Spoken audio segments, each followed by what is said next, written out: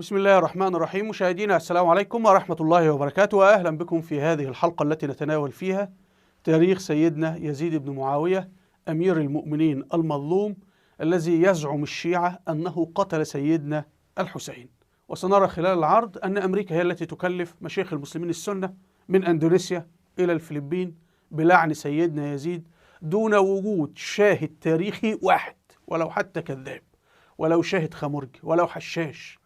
بل نجد أبناء سيدنا الحسين يبرئون يزيد ويشهدون ليزيد ويؤكدون صحة موقف سيدنا يزيد رضي الله عنه. كل جريمة يزيد بن معاوية أنه تصدى للفرق الباطنية اللي منها تولدت كل فرق الشيعة حاليا، وهذه الفرق كانت تريد تحريف القرآن.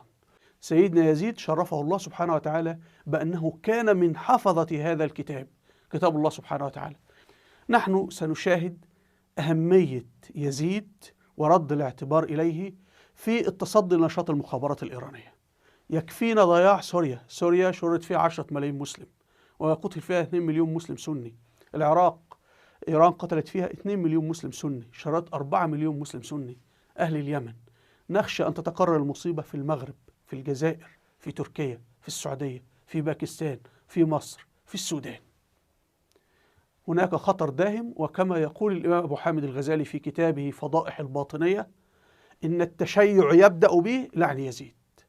فرد الاعتبار لسيدنا يزيد هو أمن قومي للحفاظ على حياتنا ورقابنا، هو دفاع عن أنفسنا ودماءنا وأعراضنا. قبل أن ندافع عن سيدنا يزيد فهو في الجنة بإذن الله. والرسول صلى الله عليه وسلم قال: أول جيش من أمتي يغزو مدينة قيصر، اللي هي القسطنطينية اسطنبول حاليا، مغفور له. وكان أول جيش بقيادة سيدنا يزيد رضي الله عنه. تعالوا نأخذ مقدمة بسيطة وتعريف بمن هو سيدنا يزيد. سيدنا يزيد بن معاوية حكم من 60 هجري إلى 64 هجري، يعني هذا الرجل حكم 4 سنوات فقط.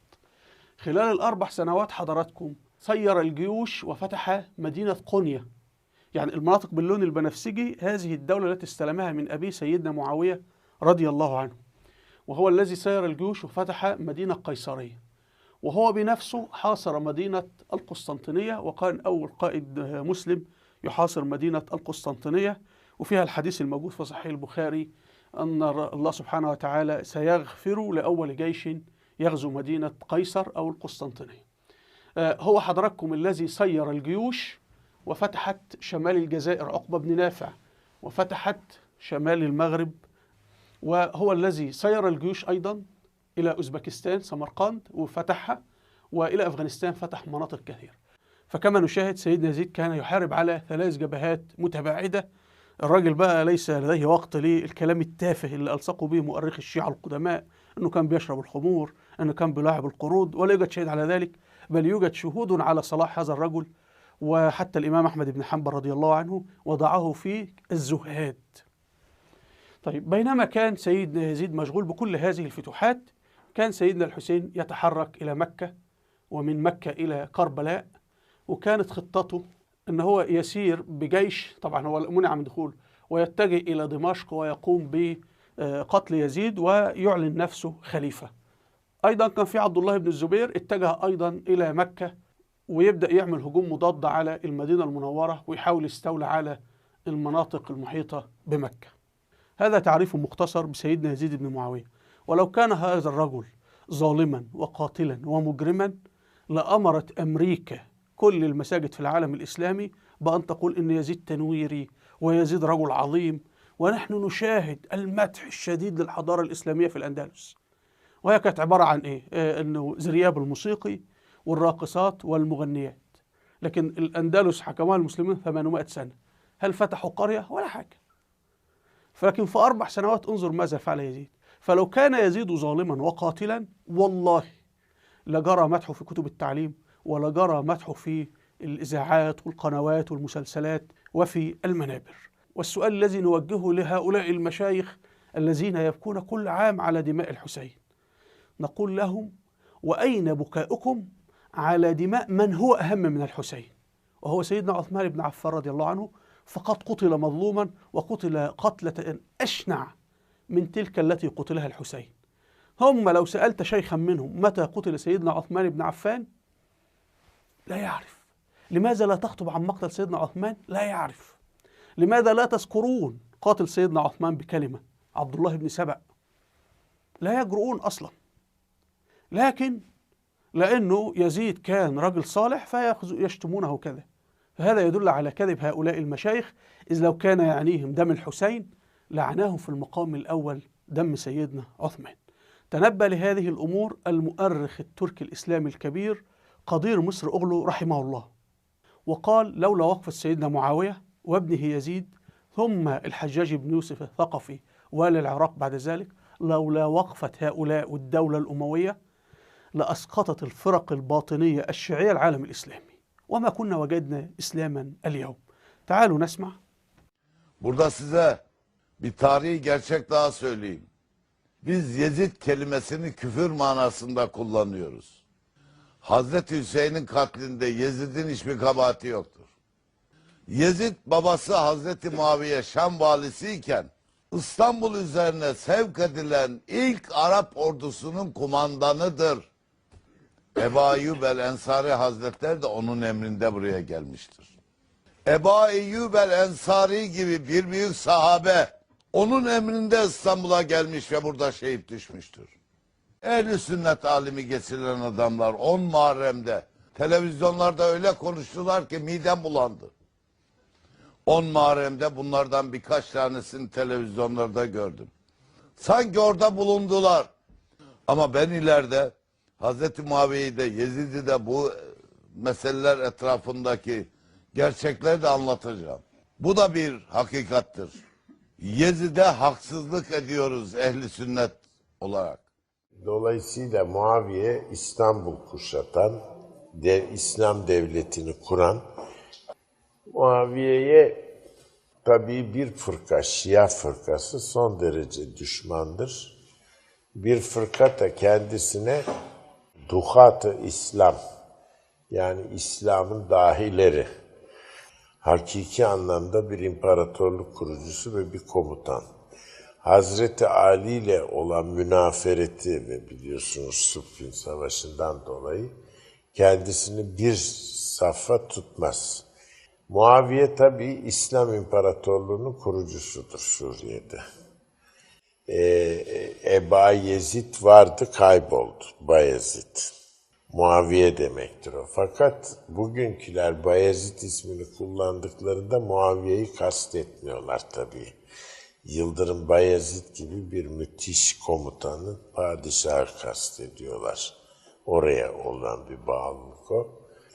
Böyle de bir kozmopolit de yapı var yani. Eski Evet, İran enteresan. ve Bizans kültürünü kullanan. Onun için önemli bir dünya lideridir. Küllüm yalan.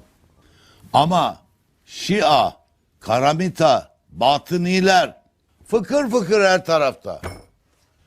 Eğer Haccacı zalim bunlarla şiddetli mücadele etmeseydi bugün alem İslam batıni olurdu. Öyle büyük bir tehlike, öyle büyük bir fitneydi ki Haccacın derecesinde şiddetli mukabele edilmedikçe asla önlenemezdi. Haccac bu İslam bastırmada, bu batınileri tenkil etmekte ileri gitmiş olsa dahi biz Türkler için ihtiramı hak etmiş bir adamdır. Çünkü onun Horasan valiliğinde teşkil ettiği ordular Türkistan'a girmiştir. Türklerin Müslümanlaşma hareketi Haccac'ın Türkistan'a sevk ettiği ordularla gerçekleşmiştir. Binaenaleyh Türk milletinin Müslüman olmasında en fazla hizmeti sebkat etmiş olan bir adam Haccacı zalimdir. Fakat alim bir zattır. Kur'an'ı ilk kere harekeleyen odur. Arap olmayanların okumakta güçlük çekmesi yüzünden Kur'an'a bugünkü harekeleri koyduran da odur. Ben Türk'üm, Türk ırkçısı değilim. Benim ecdadımın Müslüman olmasında rolü olan bir adama ben hürmetten başka bir şey duymam.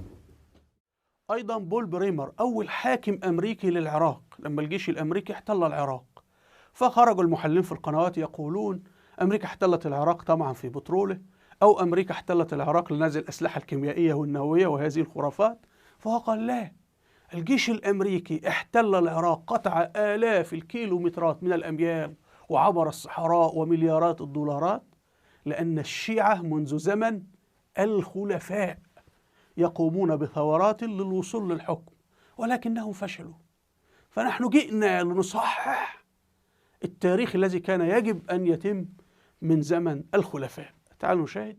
عندما أطحنا بصدام أطحنا معه أيضا ب1000 سنة من التسلط السني في بلاد ما وراء النهرين، لذلك كانت الأقلية السنية متسلطة على البلد ل1000 سنة، بداية من الخلافة العباسية ثم الأتراك ثم البريطانيين مع الهاشميين ثم المملكة الهاشمية، في اعتقادي أن هذا الوضع كان أيضا غير سليم. عندما أسقطنا صدام حسين فنحن أسقطنا السيطرة السنية في بلاد الرافدين لمدة 1000 عام تحت الخلفاء والعثمانيين والبريطانيين والهاشميين والبعثيين. مثل ذلك ثورة حقيقية. فالعجيب أن الرجل الأمريكي يفهم تاريخنا أحسن منا، وهذا عار علينا. تعالوا الآن نتعرف على نسب سيدنا يزيد وعلاقته بابن عمه سيدنا الحسين، وهذا سيفك لنا كثير من الألغاز. نبدأ أولا من هنا. الرسول صلى الله عليه وسلم هذا هو الرسول، والرسول كما نعلم جده عبد مناف، فهذه عائلة عبد مناف. ابن عم الرسول من؟ سيدنا علي. وابن عم الرسول الآخر أبو سفيان اللي هو قائد جيش الكفار في غزوة بدر، ويعتنق الإسلام بعد ذلك، ويلعب دور كبير جدا في انتصار المسلمين في حروب الردة وفي حروب الروم. وابن من؟ معاوية. فالرسول عم سيدنا معاوية. ابن معاوية من؟ سيدنا يزيد حكم. معاوية حكم وسيدنا يزيد حكم. وابن عم الرسول عفان، وابن عثمان سيدنا عثمان الخليفة الثالث. فالرسول صلى الله عليه وسلم هو عم عثمان ابن عفان. كما نشاهد هنا يزيد، وكما نشاهد هنا سيدنا علي وابن سيدنا علي الحسين. وأنا أتي للصدام اللي حصل بين يزيد وبين الحسين. لكن احنا لابد ننتبه انه سيدنا الحسين له اخ اسمه، طبعا سيدنا الحسن معروف سنأتي له، اخ اسمه محمد ابن علي بن ابي طالب. ومحمد وقف ضد اخيه الحسين، وسنأتي لقصة محمد، لانه نحن بنعتمد على الادلة المادية. انت بتدعي شيء عليك تأتي بشاهدين ودليل مادي. نحن في هذه الحلقة هنعرض شهود عدول تابعين من امثال محمد بن الحنفية وابن عمر بن الخطاب وغيرهم، وهؤلاء صحابة أو تابعين وصالحين، ونقدم ما يفيد أن هم عند الحق يقفون الوقفة الصحيحة، وأنهم أيدوا يزيد بن معاوية ضد سيدنا الحسين. وطبعا هتجد محمد رفض يخرج مع أخوه يزيد، وإحنا نأتي ماذا قال محمد. ونحن نحتكم للقرآن الكريم. القرآن الكريم في هذه الآية كما سنعرض عرض لنا منهج لمعرفة الصواب من الخطأ. لابد يكون في شاهدين على أي واقعة تلصقها بسيدنا يزيد، ويكون في دليل مادي. فالله سبحانه وتعالى يقول في آية الدين: يا أيها الذين آمنوا إذا تداينتم بدين، هذا يا جماعة في درهم ودينار، وليس في اتهام إنسان بشرب خمر أو بقتل، ده في أمور تافهة. ربنا لما يعطي أمر في القرآن وبالتفصيل تجد هذه الآية تفصيلية، يعني هذا معناه الأمر خطير، فما بالك بقى باتهام بما هو أخطر من الدين. فالله يقول: فاكتبوه. الكتابة دليل مادي، فاللي عاوز يتهم سيدنا يزيد بشيء يأتي بدليل مادي. الدليل المادي إما يكون كتابة، إما يكون جثمان، إما يكون تحرك جيش. والله بيشرح ثم يقول إيه؟ واستشهدوا شهيدين من رجالكم. فإحنا عاوزين دليل مادي وشاهدين، وهذا ما سنطبقه خلال العرض. نبدأ بمولد سيدنا يزيد هنا في كتاب تاريخ الطبري. الطبري هو مؤرخ مسلم سني، عاش بعد هذه الأحداث ب200 سنة، فكيف عرف بها؟ يعني الطبري مولود 224 هجري، توفى 310 هجري. فالطبري يعني بعد الأحداث ب200 سنة. طيب من أين أتى الطبري بهذه المعلومات؟ الطبري كان فيه مؤرخين قبله، يعني فيه كتب كتبت قبل الطبري ب150 سنة، ولكن هذه الكتب ضاعت، ولكن الطبري نقل ما في هذه الكتب. كتاب الطبري ده مجلد ضخم جدا، يعني أجزاء عديدة جدا، آلاف الصفحات. هو يشبه ويكيبيديا، يشبه القاموس، هو يجمع كل ما قيل عن الحادثة. وهتقابلنا مشكلة أنه أغلب المؤرخين الذين اعتمد عليهم الطبري هم مؤرخين شيعة. لماذا؟ لأنه أصلا في عهد الدولة الأموية لم يحدث تدوين للتاريخ، وهذا خطأ كبير. الذي حدث في عهد الدولة الأموية كانت مهتمة بثلاثة أمور: الحفاظ على القرآن الكريم من التحريف، فقاموا بوجود ضخمة بسبب ذلك، وهذا لما نأتي لسيرة الحجاج وتدوين القرآن الكريم، لأنه السبائية والثورات الشيعية كانت تريد إسقاط الدولة الأموية، جزء منها كي تتمكن من تحريف القرآن. فالدولة الأموية كانت تعمل على تضع في كل مسجد شيخ يحفظ القرآن وتدفع له راتب، فكان تحفيظ القرآن مسألة ذات أولوية، فاهتموا بنسخ وتدوين القرآن. اهتموا بتدوين السنة النبوية، هتجد الإمام مالك في عهد الدولة الأموية، الإمام أبو حنيفة في عهد الدولة الأموية، لأنه الناس تريد أن تعرف الحلال والحرام. الليث بن سعد كان أيضا في عهد الدولة الأموية وبداية الدولة العباسية.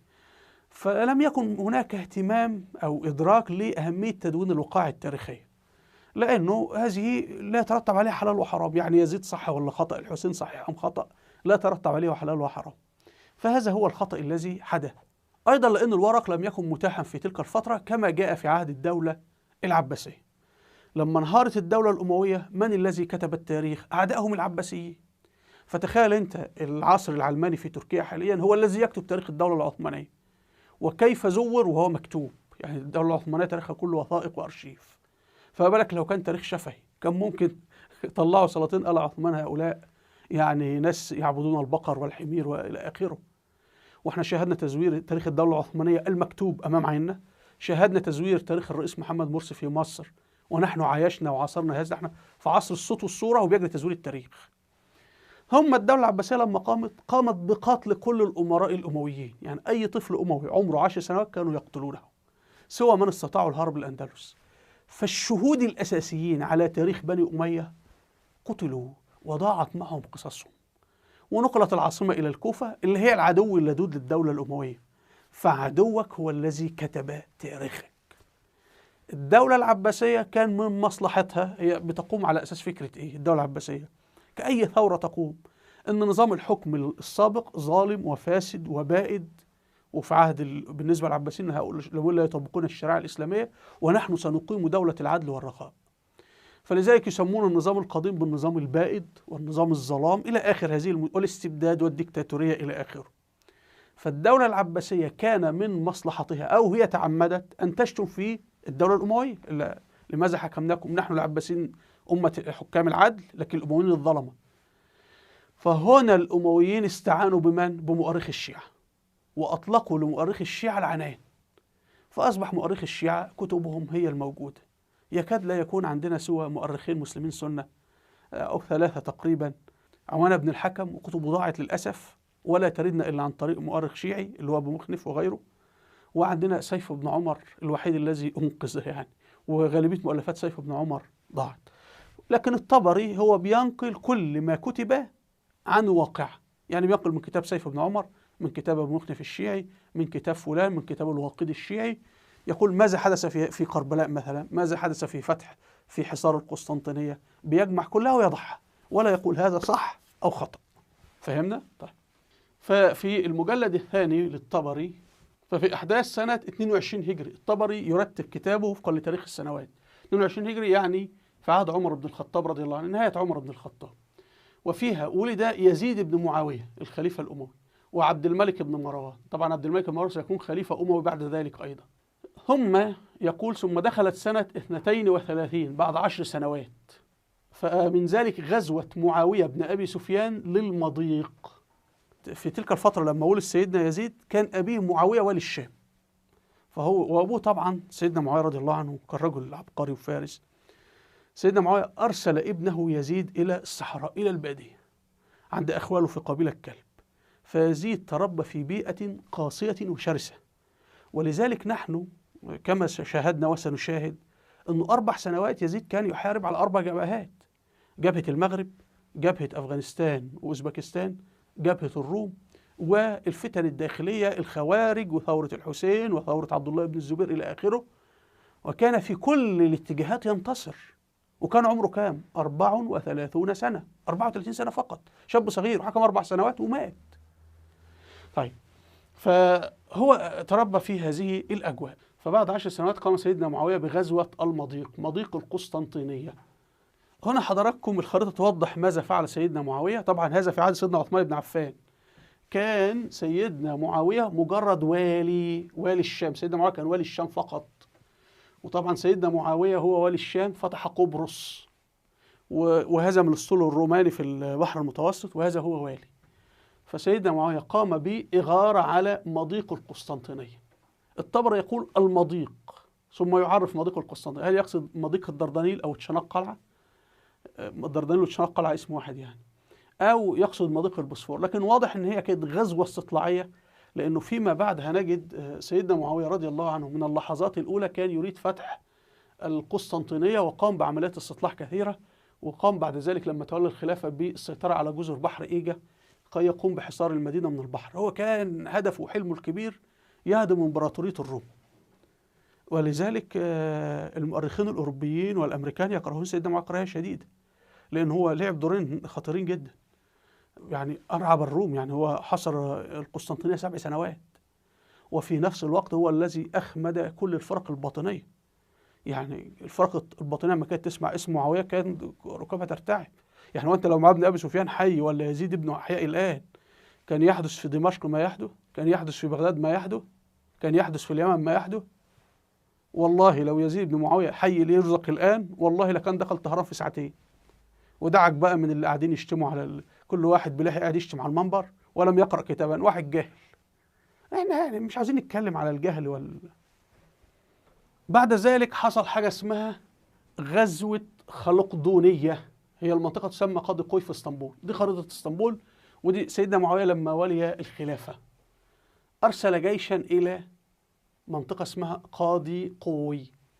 هي الآن اسمها قاضي قوي، لكن هي كانت مدينة اسمها خلقدونية اللي فيها مجمع خلقدونية المسيحي. منطقة الفتح يا جماعة هي اسطنبول حاليا. فالجيش الرومي عبر إلى مدينة خلقدونية وهزم جيش المسلمين وانسحب. غير معروف جيش المسلمين انسحب بر، لأنه الروايات قليلة يعني لا نستطيع أن نجزم. أم انسحب بالبحر، لأنه المسلمين كانوا يسيطرون على الجزر بحر إيجا. طبعا هذا بحر مرمرة، سنأتي للتفصيل أكثر. ثم نعود لتاريخ الطبري في سنة 49 بيروي ما حدث. انظروا مثلا سيدنا معاوية ماذا كان يفعل. ده الجو اللي نشأ فيه سيدنا يزيد. فكان مشتى يعني غزو في الشتاء لملك بن هبيرة بأرض الروم، وكانت غزوة فضالة بن عبيد جربة الجزيرة الموجودة في تونس حاليا، وصائفة يعني غزو في الصيف عبد الله بن كرز البجلي، وكانت غزوة ليزيد بن شجر الرهاوي في البحر فشتى في الجزر بحر إيجا يعني، وكانت غزوة عقبة بن نافع في البحر اللي هو عند صقلية وهذه المناطق فشتى بأهل مصر. سيدنا معاوية كم جيش مشاهم في ادي 1 2 3 4 5، ده 5 جيوش في سنة واحدة. ثم يأتينا الجيش الكبير غزوة يزيد بن معاوية للروم حتى بلغ القسطنطينية، وهذا أول جيش مسلم يصل القسطنطينية بقيادة يزيد، ومعه ابن عباس وابن عمر وابن الزبير وأبو أيوب الأنصاري. كما تشاهدون كلهم 4 صحابة، وطبعا سيدنا أبو أيوب الأنصاري من كبار الصحابة. هذا مذكور في تاريخ الطبري. هذه الخريطة توضح لنا غزوة القسطنطينية سنة 49 هجري بقيادة سيدنا يزيد. المعلومات غير واضحة عن خط السير. هل ساروا ووصلوا إلى القسطنطينية عن طريق البر؟ هو كان في أسطول، لأن سيدنا معاوية كان سيطر على قبرص وسيطر على جزر بحر إيجا كلها، والأسطول دخل وبدأ القتال في القسطنطينية. أنا أعتقد أنه هذا الجيش هو أول جيش، والحصار استمر 7 سنوات.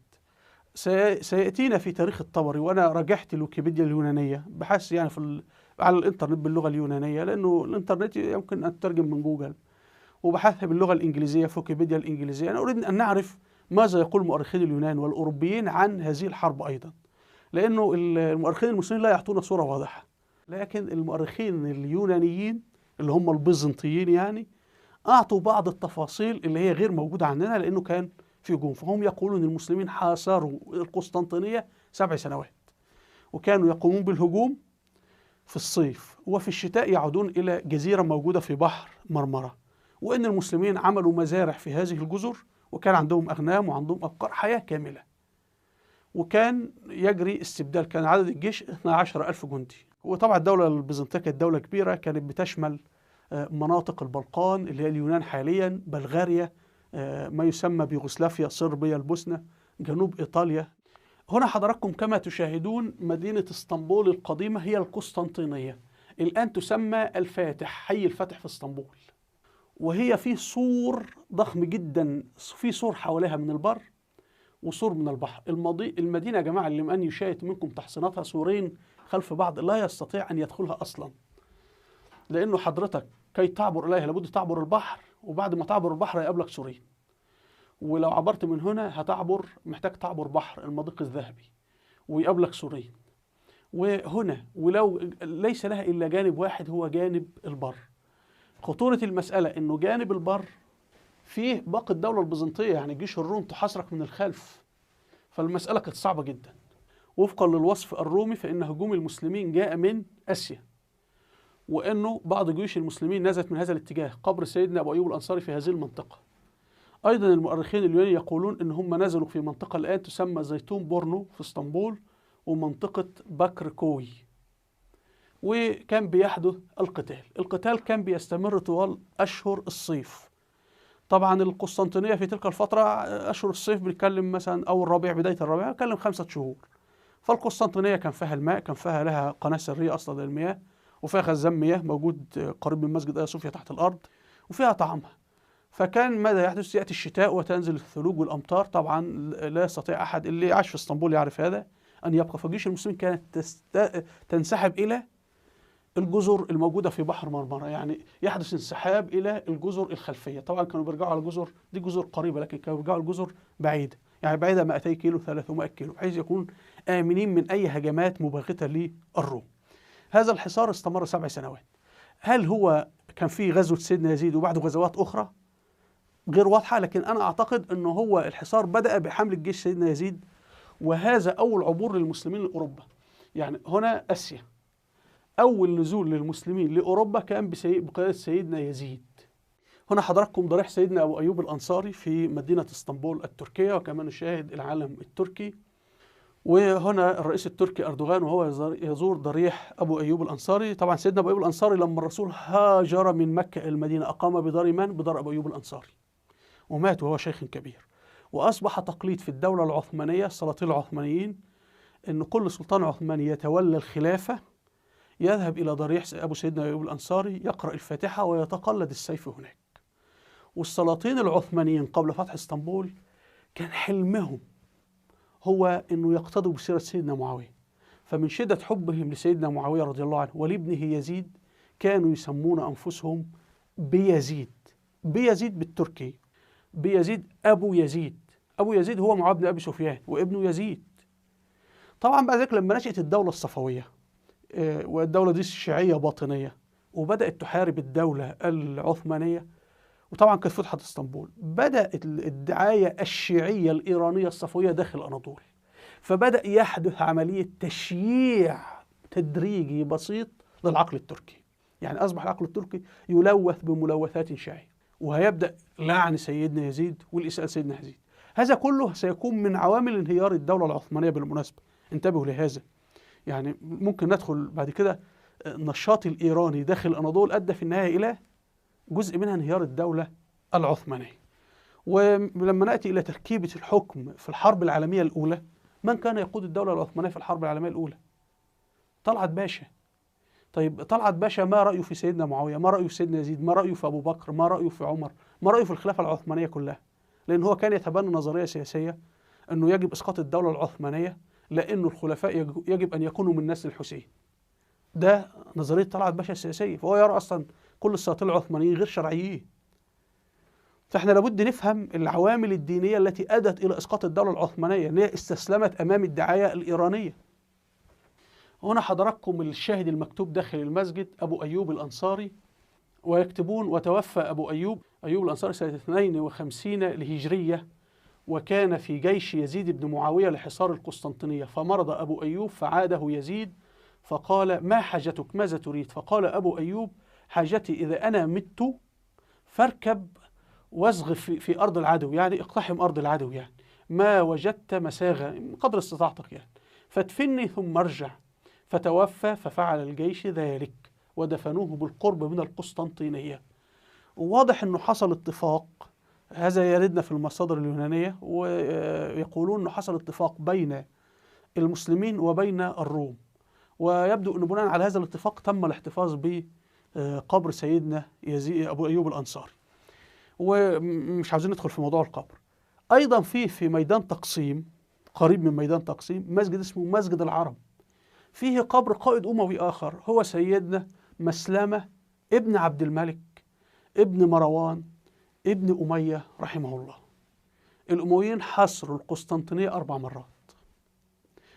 الدولة العثمانية سلاطين بني عثمان رحمه الله حصروا القسطنطينية 5 مرات، حتى أمكن الله على يد محمد الفاتح أنه يفتح اسطنبول. طيب، نعود مرة إلى تاريخ الطبري. يقول ثم دخلت سنة 54 هجري الخليفة سيدنا معاوية، وبعدين هيتحدث عن الجيوش اللي أرسلها سيدنا معاوية لأرض الروم. يقول وذكر محمد بن عمر يقول أن المسلمين أقاموا بها دهرا في القسطنطينية، يعني فيما يقال 7 سنين، وهي الرواية الصح لأن المصادر البيزنطية الرومية المسيحية تقول هذا. وبعدين حصل رياح شديدة، والمهم هم يقول وجاء نعي معاوية وكتاب يزيد بالقفل، كتاب يزيد بن معاوية يعني سيدنا معاوية فقفلناه. نذهب إلى كتاب الطبقات الكبير لابن سعد. ابن سعد مؤرخ مسلم سني، توفى 230 هجري، وهو في الجزء الثالث الطبقة الأولى. كتاب الطبقات هو كتاب طبقات، يعني مثلا الطبقة الأولى الصحابة، الطبقة الثانية التابعين، الطبقة الثالثة مثلا 100 هجري، الطبقة الرابعة 200 هجري، فهو بيأخذ الشخصيات المشهورة. فبيبدأ بالطبقة الأولى الصحابة، بيعرف سيدنا أبو أيوب الأنصاري. صفحة 450 عن أبو أيوب الأنصاري رضي الله عنه بيعطينا تعريف. يقول مرض أبو أيوب يعني وعلى الجيش يزيد بن معاوية فأتاه يعوده فقال ما حاجتك؟ قال نعم حاجتي إذا أنا مت فاركب بي ثم صغ بي في أرض العدو، يعني استمر في أرض العدو ما وجدت مساغة. وهذا النص هو الموجود في مسجد أبو أيوب الأنصاري منقول من طبقات ابن سعد. فإذا لم تجد مساغة فادفني ثم ارجع. فلما مات ركب به يزيد ثم سار به في أرض العدو ثم وجد مساغا ثم دفنه ثم رجع. وبينقل أيضا عن المؤرخ محمد بن عمر يقول وتوفى أبو أيوب عام غزا يزيد بن معاوية القسطنطينية في خلافة أبيه معاوية بن أبي سفيان سنة 52، وصلى عليه يزيد بن معاوية وقبره بأصل حصن قسطنطينية بأرض الروم. فقد بلغني أن الروم يتعاهدون قبره ويرمونه ويستسقون به إذا قحطوا. لماذا فعلوا؟ هو كان في معاهدة بعد ذلك بينه وبين سيدنا معاوية، فربما يكون هذا جزء من الاتفاق يعني. كذلك الإمام البخاري أورد في كتابه صحيح البخاري غزو سيدنا يزيد لمدينة القسطنطينية، وأن الرسول صلى الله عليه وسلم قال أول جيش يغزو مدينة قيصر مغفور له. هنا في كتاب صحيح البخاري، وطبعا الإمام البخاري أكبر عالم حديث في التاريخ الإسلامي كله، وهذا الكتاب راجعه 4 من كبار علماء الحديث منهم الإمام أحمد بن حنبل وحكموا بصحة هذه الأحاديث. فهذا الكتاب هو عبارة عن مؤسسة إسلامية وليس رؤية البخاري وحده. فتحت عنوان باب ما قيل في قتال الروم، حديث رقم 2924 عن أم حرام الصحابية تقول سمعت النبي صلى الله عليه وسلم يقول أول جيش من أمتي يغزون البحر قد أوجبوا، يعني أجيبت لهم الجنة. فهذا الجيش هو جيش سيدنا معاوية، الجيش اللي غزوا فيه قبرص. قالت أم حرام قلت يا رسول الله أنا فيهم؟ قال أنت فيهم، وهي استشهدت رضي الله عنها وقبرها موجود في جزيرة قبرص حتى الآن. ثم قال النبي صلى الله عليه وسلم أول جيش من أمتي يغزون مدينة قيصر، وهذا جيش سيدنا يزيد وقائده سيدنا يزيد مغفور له. فالله كما أخبرنا الرسول قد غفر لسيدنا يزيد رضي الله عنه وللباقي الجيش يعني. يقال إن هذا الجيش كان فيه سيدنا الحسين أيضا بالمناسبة. فقلت أنا فيهم يا رسول الله؟ قال لا. أيضا الإمام البخاري يورد الحديث رقم 1186، بيورد قصة طويلة بين صحابة يعني. المهم فيه صحابي اسمه محمود، قال محمود فحدثوها قوما، محمود كان مشارك في جيش سيدنا يزيد في غزو القسطنطينية، حدثوها قوما فيهم أبو أيوب صاحب رسول الله صلى الله عليه وسلم في غزوته التي توفي فيها ويزيد بن معاوية عليهم بأرض الروم. يعني هذا يا جماعة مسألة تواتر أنه سيدنا يزيد بن معاوية هو قائد الجيش الذي ذهب الأرض الروم، سواء بشهادة البخاري، بشهادة ابن سعد في الطبقات، بشهادة الإمام الطبري، حتى الإمام الطبري يذكرها كحقيقة، يعني يقول وفي سنة كذا غزا كذا. وهنأتي لتاريخ ابن خياط أيضا هنا في تاريخ خليفة بن خياط. خليفة بن خياط هو مؤرخ مسلم سني ومولود في مدينة البصرة، كان مؤيد لسيدنا عثمان بن عفان، وهذا مهم يعني. هذا التاريخ للأسف جيد لكن مختصر، ليته توسع. هو مولود 160 هجري، يعني بعد سقوط الدولة الأموية بنتكلم تقريبا 30 سنة، من 160 هجري إلى 240 هجري، فهو قريب عهد يعني. يقول في سنة 51 فيها غزا يزيد بن معاوية أرض الروم ومعه أبو أيوب الأنصاري. طبعا ابن سعد بيقول إن الغزو حصل 52 هجري، الطبري يقول حصلت 49 هجري. أيا ما كان، هذا حصار استمر 7 سنوات، وكان كل سنة بيجري تغيير 12,000 مقاتل. فيعني معناه ممكن يزيد هو كان قائد الجيش، وممكن حصل تبديل، وممكن ذهبوا أكثر من مرة إلى آخره يعني. لكن المهم أنه بيثبت أن غزا يزيد أرض الروم ومعه معاوية بن أبي سفيان، وبيشرح أمور أخرى خاصة به. وأقام الحج يزيد بن معاوية بعد أن قفل من أرض الروم. مهمة الجزئية أن يزيد أقام الحج. وأيضا في تاريخ الطبري في أحداث سنة 51 هجري، وحج بالناس في هذه السنة يزيد بن معاوية. فسيدنا يزيد وقت الحج كان عمره 29 عاما. ماذا نستفيد من ذلك؟ سيدنا يزيد لم يكن شخصا مجهولا، كان شخصا معروفا لكل المسلمين. يعني لما يبقى في القسطنطينية وبيقود الجيش، يصلي بالناس إماما أو يصلي معهم، يقرأ القرآن، يحفظه، يتدارسون السيرة والسنة. لو كان يشرب الخمر ألم يكونوا يعرفون؟ لو كان يأتي بأي تصرفات صبيانية ألم يكونوا يعرفون؟ وغالبية هذا الجيش من أهل الشام، ثم هو يحج بالمسلمين. دي مسألة مهمة خطيرة الحج. لماذا؟ لأن رؤساء القبائل من خراسان، من مصر، من المغرب، من الجزائر، من كل مكان يأتون في موسم الحج. من يرأسهم، من يديرهم، من يوفر احتياجاتهم من الماء والطعام والشراب، من يخطف فيهم هو سيدنا يزيد أمير الحج. طبعا سيدنا معاوية كان شخص ذكي، فهو يعرف الناس بالخليفة المستقبلي، فالناس تراه. يعني رؤساء القبائل لما يقال لهم سيدنا يزيد هل يصلح خليفة أم لا، هم يعرفون يزيد معرفة شخصية وعاملوه وصلوا خلفه إلى آخره، وليس أنه شخص مجهول إلى آخره. طيب البعض ممكن يسأل لماذا سيدنا معاوية اختار ابنه وسيدنا معاوية اختار كثيرون؟ أنا أرجو منكم اقرأوا تاريخ الطبري بداية من سنة 40 هجري، بداية تولي سيدنا معاوية، إلى سنة وفاته 60 هجري.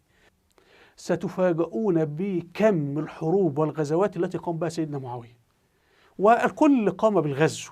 يعني هو ولى قيادة الجيوش لكل من يصلح، وولى لكل من يمكن. ولا ننسى أنه سيدنا علي ولى أقاربه. طيب، فكما تشاهدون نأتي حضراتكم إلى كتاب منهاج السنة النبوية لابن تيمية، شيخ الإسلام ابن تيمية رحمه الله، الجزء الرابع صفحة 576. يقول عن عبد الله بن عمر بن الخطاب رضي الله عنهما عن النبي صلى الله عليه وسلم قال: أول جيش يغزو القسطنطينية مغفور له، وأول جيش غزاها كان أميرهم يزيد. نأتي إلى كتاب أنساب الأشراف للبلاذري. البلاذري كما ذكرنا كان مؤرخ الحكومة العباسية، توفى 279 هجري، في الجزء الخامس. الراجل ده من رجال الباطل العباسي يعني، وكل كتابه شتائم في الدولة الأموية. لكن رغم ذلك يورد لنا الرواية أن عبد الله بن عباس عم سيدنا الحسين، واللي احنا ذكرناه من قبل، قال الحسين انت رايح فين؟ ده مدينة مشؤومة وأهلها غدارين، تذهب إلى الكوفة، دول أسوأ ناس. فهنا يشهد أن سيدنا يزيد من صالح القوم. فبينقل عن عامر بن مسعود الجمحي يقول: إنا لبمكة، في مدينة مكة يعني، إذ مر بنا بريد ينعي معاوية، إن سيدنا معاوية مات، فنهضنا إلى عبد الله بن عباس. يعني مجموعة من الناس ذهبوا إلى الصحابي عبد الله بن عباس، وده من العلماء الكبار يعني، وهو بمكة وعنده جماعة من الناس، وقد وضعت المائدة، عنده أكل، كان عامل عزومة يعني. فقلنا له إنه مات معاوية، فوجم طويلا، حزن. سيدنا معاوية كانت شعبيته جارفة، كان زعيم، كان كاريزما، كل الناس كانت تحبه. وظل هذا الأمر إلى أن قامت الدول الشيعية.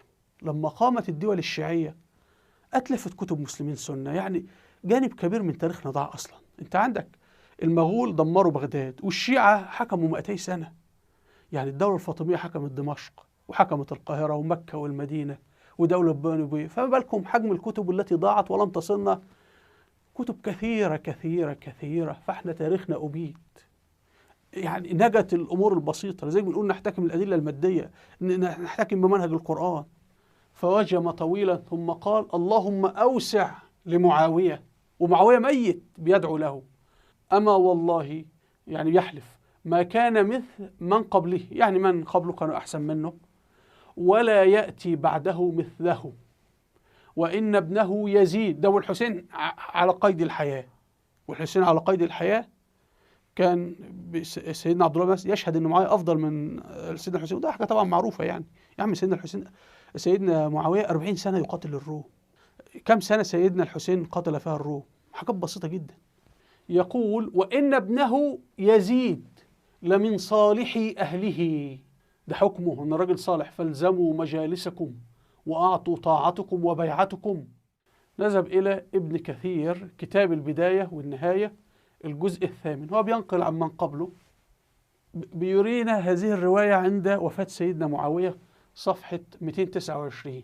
سيدنا معاوية قال ليزيد، سأل يزيد كيف تراك فاعلا، ماذا ستفعل إن وليت الخلافة؟ فقال والله يا أبتي سأعمل فيهم عمل عمر بن الخطاب، أنا هسير على نهج عمر بن الخطاب. فقال معاوية سبحان الله يا بني، والله لقد جهدت على سيرة عثمان بن عفان فما أطقتها، فكيف بك وسيرة عمر؟ الرواية صح أم خطأ؟ الله أعلم. ولكن السؤال لكل المشايخ، لماذا تذكرون كل الأقوال المرسلة اللي ضد سيدنا يزيد ولا تذكرون الأقوال المرسلة اللي بتحمد في سيرة سيدنا يزيد؟ نحن كي نعرف أن هذه الرواية صح أم خطأ لابد شاهد عيان يكون حاضر يقول أنا حضرت هذا الحوار بين يزيد ومعاوية، وإلا يبقى الشاهد لم يرى شيئا أصلا. نأتي الآن إلى تولي سيدنا يزيد الخلافة سنة 60 هجري، وهو جرى توليته بنظام الانتخاب الجمهوري تماما وليس فيه توريث ولا شيء. وسنأتي لماذا هو على حق، ولماذا سيدنا الحسين لم يكن المسلمون يريدونه خليفة أصلا. هذه خريطة العالم الإسلامي أو الدولة عند تولي سيدنا يزيد أو عند موت سيدنا معاوية. هنجد لدينا 3 أحزاب قوة رئيسية عسكرية. حزب الحجاز يمثله المدينة ومكة، وهذا الحزب الذي كان يحكم الدولة وهو الحزب المؤسس للدولة. ولكن الجزيرة العربية فرغت من رجالها، فخلال الفتوحات الإسلامية انتقلت القبائل العربية إلى الشام، إلى الكوفة، إلى مصر، إلى تونس، فأصبح هذا الحزب ضعيف عسكريا له مكانة عسكرية. الحزب الثاني هو حزب الكوفة، وهذا هو الحزب الذي قتل سيدنا عثمان، يعني قتلت عثمان كلهم كانوا بالأساس في الكوفة. ولدينا الحزب الثالث وهو حزب الشام، الكتلة العسكرية الثالثة. فلابد حزب من هذه الأحزاب الثلاثة يختار. في عهد الرسول صلى الله عليه وسلم كانوا سكان المدينة المنورة هم الذين يختارون الخليفة، اللي هم يعني حزب الحجاز أو القوى العسكرية.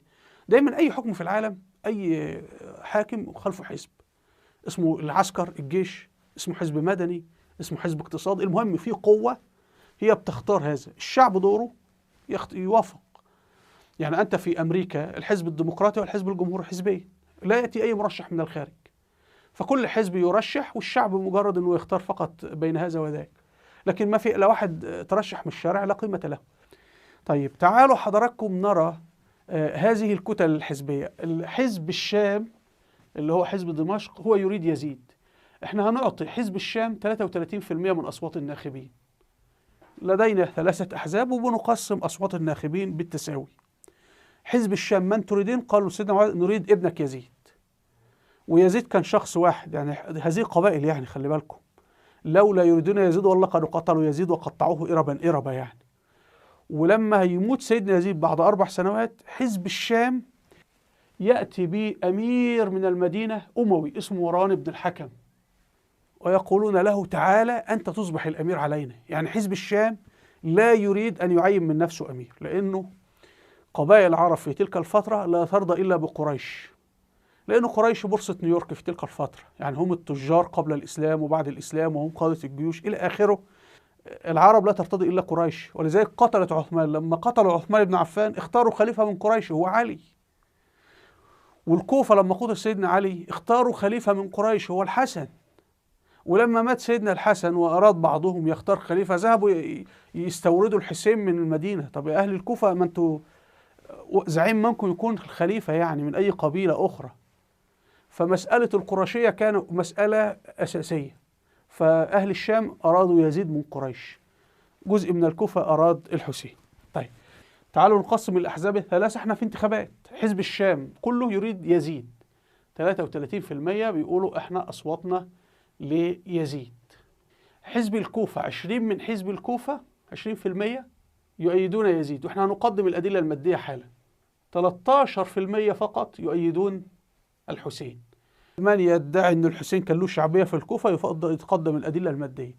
أنا سأقدم الأدلة المادية أن الحسين كانت شعبيته قليلة جدا في الكوفة، وأن يزيد كانت شعبيته أقوى في الكوفة من الحسين، وإحنا مع الدليل ومع مؤرخ الشيعة اللي هم كانوا حاضرين في تلك الفترة أو أبائهم شاركوا كجنود وقتال في هذه الحوادث يعني. نأتي إلى حزب المدينة. شعبية يزيد في حزب الحجاز 8%. عبد الله بن الزبير شعبيته 25%، ده ابن الزبير. بالانتخابات مين صاحب الشعبية الأكبر؟ يزيد. تعالوا لي الأدلة المادية على هذا. لكن كي نفهم الصراع بين هذه الأحزاب الثلاثة والخلافات بينها وما حصل وليه قتل مقتل الحسين وثورة الحسين إلى آخره، بالمناسبة لم تكن ثورة، كانت بوادر ثورة لكن أخمدت. لابد نرجع إلى مقتل عثمان بن عفان، لأنه تاريخ الحسين السياسي، يعني تاريخ سيدنا الحسين السياسي، يبدأ من لحظة مقتل عثمان بن عفان رضي الله عنه. هنا هذه الخريطة خريطة سكانية لدولة الخلافة الراشدة عند مقتل عثمان بن عفان سنة 35 هجري. جيوش المسلمين فتحت هذا الانتصار العسكري، لكن السكان مسيحيين على يهود على صابئة على مجوس على أديان مختلفة. يعني أنت اليوم لو فتحنا روسيا، هل بعد 20 سنة السكان هيبقى أغلبية سكان روسيا مسيحيين؟ والدولة العثمانية لما فتحت البلقان وظلت 400 سنة كان 50% من سكان البلقان مسيحيين. حتى بعد 200 سنة من فتح المسلمين لبلاد فارس كان غالبيتها مجوس، واقرأوا كتب الرحالة. فإذا هذه الدولة كانت دولة غير متجانسة سكانيا، ليس لها دين واحد، هو الحكام مسلمين. لكن كان عندنا يهود في اليمن، كان عندنا يهود في المدينة أخرجهم الرسول، كان عندنا يهود في خيبر في الشمال، كان عندنا يهود في فلسطين، كان عندنا يهود في هذه المنطقة اللي هي بابل. وخلي بالكم إن بابل وهذه المناطق مناطق السحر المذكورة في القرآن الكريم، يعني عبادة الشيطان يعني. كان عندنا يهود في العراق، عندنا مسيحيين، عندنا عباد النار المجوس إلى آخره. ماذا يعني هذا؟ طبعا خلاص الحكم المسألة السياسية خاصة بالمسلمين، الحكم والإدارة والجيش إلى آخره. لكن في من هؤلاء اليهود وهؤلاء المسيحيين وهؤلاء من اعتنقوا الإسلام، في اللي اعتنقوا الإسلام وتخلصوا تماما من أفكارهم الدينية القديمة، وفي من اعتنقوا الإسلام وحملوا معهم ديانتهم القديمة. اليوم إذا قلت المسلم سني أن الله حل في سيدنا علي، وهذه عقائد بعض الفرق الشيعية، المسلم السني يعني لا يتصورها، يعني هي بالنسبة له غير متصورة وكلام غريب جدا. لكن المسيحي إذا دعي لاعتناق العقيدة الشيعية، المسيحي عنده أن الله حل في صورة إنسان اللي هو عيسى، فهو يتقبل أنه عادي أنه ممكن الله يحل في صورة علي. فإذا أصبحت هناك فرق دينية تأتي. المهم الذي حدث أنه حصل تمرد على سيدنا عثمان. التمرد ده قاده شخص اسمه عبد الله بن سبأ، سنأتي له ولماذا. طيب إيه فكرة التمرد؟ قتلت عثمان بن عفان، خرجوا من البصرة واتجهوا إلى المدينة في موسم الحج، خرجوا من الكوفة واتجهوا إلى المدينة، خرجوا من مصر واتجهوا إلى المدينة، وقتلوا سيدنا عثمان وضربوا المصحف. هم كان لهم طلباتهم ولهم عقائدهم، وفي بعضهم كان يريد أنه يعني أي رئيس له 30% من شعبه معارضين يريدون أن يتولوا الحكم. الحكام اليوم في الديمقراطيات يفوزون ب 51%. لو 70% من الشعب يؤيد سيدنا عثمان بن عفان، في 30% استغلوا ظرف أن المدينة ليس فيها قوة عسكرية تحميها أصلا، وأنها مفرغة من رجالها، وأنه ما تبقى فيها من رجال وشباب ذهبوا للحج وقاموا بقتل سيدنا عثمان في موسم الحج، وقصة طويلة، وضربوا زوجته وشتموها ولعنوها، وزوجته أصلا من الشام، وزوج سيدنا معاوية ابنة عم زوجة سيدنا عثمان. المهم وده كله تأثيرات فيما بعد. تفاصيل مقتل عثمان بن عفان اكتب على اليوتيوب صبر مشهور مقتل عثمان بن عفان، لأن لا أريد أن أدخل فيها أكثر من هذا. هنا القبر بتاع قاتل عثمان بن عفان اسمه ضريع عبد الله بن سبأ، وهو موجود في جبل الأربعين في مدينة اللاذقية في سوريا.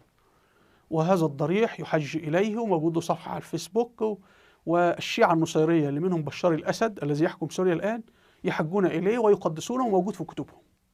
فمن هو عبد الله بن سبأ؟ لما ترجع للمؤرخين المسلمين السنة وإلى كتب الرجال وكتب البخاري كتب عنه إلى آخره يعني، والكثير يعني علماء الحديث، علماء التاريخ، السير، الأدباء، الأشعار، هم يقولون أن عبد الله بن سبأ كان شخصا يهوديا، وهذا عند المؤرخين السنة والمؤرخين الشيعة. في الواقع هذه المعلومة خاطئة. هو كان يقول فعلا أنا يهودي، لكن هو لم يكن يهوديا. كي نفهم، اليهود مقسومين قسمين. 90% من اليهود هم يهود عاديين، اللي هم يؤمنون أن فيها الله سبحانه وتعالى، وفي جنة وفيه نار وفيه التوراة إلى آخره. وهؤلاء بعضهم اعتنق المسيحية وبعضهم اعتنق الإسلام إلى آخره يعني، وكان مش عاوز أدخل في تاريخ اليهود. وفي حاجة اسمها اليهود القباليين أو اليهود الصدوقيين، أتباع رئيس كهنة بني إسرائيل اسمه صدوق الكاهن، وهذا القرآن أشار إليه: واتبعوا ما تتلو الشياطين على ملك سليمان. هؤلاء الصدوقيون ينكرون وجود الله سبحانه وتعالى، بيؤمنوا بعقيدة وحدة الوجود، ينكرون وجود الجنة والنار، ينكرون وجود الملائكة، يقول هذه خرافات، يقولون لا يوجد الجنة والنار، لا يوجد حساب، لا يوجد قيامة أصلا، وأباحوا كل شيء، أباحوا الزنا، أباحوا الخمور، أباحوا يعني كما تشاهدون هذا الذي يحكم العالم الآن. أنت الآن كل القوانين التي نشاهدها تقوم على أساس لا يوجد جنة ولا نار ولا حساب إلى آخره يعني. وهينقلوا هذا للمسلمين تحت مسمى أهل البيت، هيخترعوا هم عقيدة أهل البيت. بنسبة 90% الذين يقولون نحن أحفاد الحسين ويشتمون في سيدنا معاوية يكونوا من السبائيين. طبعا السبائيين دخلوا المسيحية باسم بولس، وتجد منهم رؤساء الكنائس إلى آخره. دخلوا المسلمين باسم إن هم أحفاد أهل البيت، وأنهم أهل البيت، وأنهم الشيعة، وهتجد منهم الخميني وخامنئي وأمين عام حزب الله والقذافي. وأما إن هم بيحكموا بأنفسهم العالم الإسلامي، أو عقائدهم هي التي تحكم العالم الإسلامي، إباحة الخمور وإباحة المحرمات، وكل من يحفظ القرآن يضعونه في السجن إلى آخره، لأنه هو كان عنده عقائد أن القرآن محرف. كان يرغب في منع سيدنا عثمان من إرسال المصاحف ودي جريمة سيدنا عثمان بالمناسبة، أنه أرسل المصاحف للولايات الإسلامية، لأنه لمنعها، اللي هو كان قطع عليهم خط تحريف القرآن. وجاءت الدولة الأموية وفعلت هذا، وهم الذين قتلوا عثمان وأصبحوا في جيش سيدنا علي. وبعد ذلك هم كانوا واخدين سيدنا علي كمرحلة انتقالية، مثل يعني لما الماسونية خلعت السلطان عبد الحميد اختاروا من؟ أخي محمد رشاد كمرحلة انتقالية. فكان سيدنا علي مرحلة انتقالية، بعد ذلك كانوا سيقتلونه وقتلوه بالفعل. فكانوا يريدون أن يقيموا دولهم سنة 40 هجري، ولكن الذي حدث أن قيام الدولة الأموية ثم العباسية أخر قيام دولهم 200 سنة. بعد ذلك ينشئوا دول مثل الفاطميين في مصر، القرامطة اللي أباحوا تبادل الزوجات في الجزيرة العربية وقتلوا الحجاج في الكعبة، الحشاشين اللي هدموا الدولة السلجوقية، الدولة الفاطمية، كل الدول الشيعية. احنا عندنا الآن سوريا هي أصبح حكومة السبائية، القذافي كان من السبائية، إيران، عندنا اليمن، وأنتم تشاهدون ما يحدث الآن يعني. طيب، لما قتل سيدنا عثمان انقسم المسلمين إلى قسمين، بقى عندنا يمين وشمال. اليمين من يقودهم فيما بعد هيقودهم سيدنا معاوية، والشمال يقودهم عبد الله بن سبأ. وطبعا الشمال ده فيه ناس مسلمين سنة، يعني في ناس مسلمين سنة كان عندهم ثورة على سيدنا عثمان لمطالب ربنا يقول في القرآن الكريم إيه بالنسبة للمنافقين: وفيكم سمعون له. وده حصل في غزوة أحد، إنه في قبيلتين انسحبوا من جيش الرسول لسماع بتأثير الدعاية للمنافقين، فانقسم. احنا بقى عندنا يمين، اليمينين دول اللي هم امتداد عثمان بن عفان، يقول قتل عثمان مظلوما في انقلاب عسكري، ونحن لابد أن نقوم بإسقاط هذا الانقلاب. خطورة هذا الانقلاب أنه انقلاب ديني يريد تغيير دين الإسلام نفسه. فحصل حضراتكم انقسام إلى مؤيدي عثمان بن عفان اللي هم المسلمين السنة، وهؤلاء غالبية الصحابة بالمناسبة. سعد بن أبي وقاص من العشر المبشرين بالدولة قادة الدولة رفض يبايع سيدنا علي، الزبير بن العوام رفض يبايع سيدنا علي، طلحة بن عبيد الله رفض يبايع سيدنا علي، عبد الله بن عمر بن الخطاب رفض يبايع سيدنا علي، أبو هريرة راوي الأحاديث رفض يبايع سيدنا علي، حسان بن ثابت، محمد بن مسلمة، زيد بن ثابت كاتب القرآن، أمهات المؤمنين، أسامة بن زيد خادم الرسول، المغيرة بن شعب القائد العسكري. الولاة يا جماعة يعني والي الكوفة أبو موسى الأشعري رفض يبايع سيدنا علي. والي الكوفة أبو موسى الأشعري هيلعب الدور الكبير في هزيمة سيدنا علي فيما بعد، وفشلوا في معركة صفين، ثم هيؤدي يعني أبو موسى الأشعري لعب الدور الأكبر، وأبو موسى الأشعري طبعا رفض يحترم سيدنا علي أصلا ويلعب دور كبير. وإحنا نأتي لأبو موسى الأشعري. أبو موسى الأشعري كان يخطب في مسجد الكوفة ويقول يا أهل الكوفة لا تخرجوا مع علي بن أبي طالب، وهنأتي ده بالشرح على الخريطة. فأبو موسى هيكون دوره مسيطر كبير جدا، وكان له شعبية في الكوفة بالمناسبة. والي الشام اللي هو سيدنا معاوية بن أبي سفيان رفض، والي مصر عبد الله بن أبي الصالح رفض، والي البصرة رفض يحترم سيدنا عبد الله بن عامر، عمرو بن العاص والي اليمن أيضا رفض، سكان المدينة رفضوا يخرجوا مع سيدنا علي. نأتي إلى القسم الآخر مؤيدو سيدنا علي، هم ثلاث فئات. فئة السبائية عبد الله بن سبأ والغافقي بن حرب، هؤلاء هيكون منهم الشيعة والخوارج والفرق الشيعية بعد ذلك. المتمردون ملك الأشتر هيقتلوا سيدنا معاوية، محمد بن أبي بكر هيقتلوا عمرو بن العاص، وفيهم مسلمين سنة هم كما تشاهدون خليط يرأسهم سيدنا علي، أخوه عقيل بن أبي طالب، ابن عمه عبد الله بن عباس، ابن عمه قاسم بن عباس، عبيد الله بن الأشعث بن قيس، ما فيش إلا والي أذربيجان، وعثمان بن حنيف من المدينة المنورة. سيدنا علي لما ولي الخلافة أراد أنه يصير في النص، يعني وهذا بعض السياسيين يحاولونه اليوم، يعني أنه يمسك العصا من المنتصف، بتكون النتيجة بتخسر يمين وتخسر يسار، وهذا ما حدث مع سيدنا علي. الناس تحب الواضح، يعني سيدنا معاوية كان واضح فلذلك كان له جماهير. عبد الله بن سبأ كان واضح فأسس دول وأحفاده أسسوا دول كما شاهدنا يعني. فأنت ترامب الرئيس الأمريكي يمين واضح خلاص، فأنت اختار لك يا يمين يا شمال.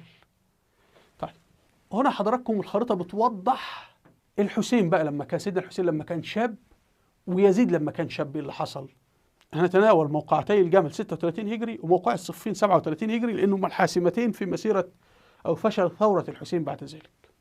اللي حصل أنه سيدنا علي موجود في المدينة المنورة، وتبقى معه وفقا لرواية المؤرخ الشيعي أبو مخنف. أبو مخنف جده كان في جيش سيدنا علي، فأبو مخنف يقول كان في جيش سيدنا علي 200 من قتلة عثمان من البصرة والكوفة. المؤرخ المسلم السني سيف بن عمر يقول كان غالبي جيش سيدنا علي 700 شخص، وكانوا غالبيتهم قتلة عثمان من البصرة والكوفة. مش موضوعنا. اللي حصل أنه سيدنا علي لما ولي المدينة فالصحابة طالبوا وسكان المدينة قالوا له أقم الحدود على قتلة عثمان، فقال لا أستطيع.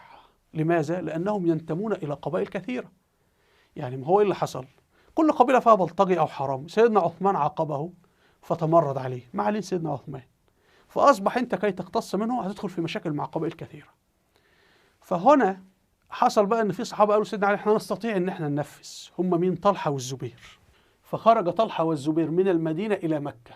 في مدينة مكة كونوا جيشا من قريش والقبائل المحيطة بها، الجيش قوامه 1000، واتجهوا إلى البصرة، لأن البصرة كان فيها أيضا قتلة عثمان، واستطاعوا أن يقتلوا 600 شخص من قتلة عثمان، وجعلوا قبائل تنضم لهم، وسيطروا على ولاية البصرة.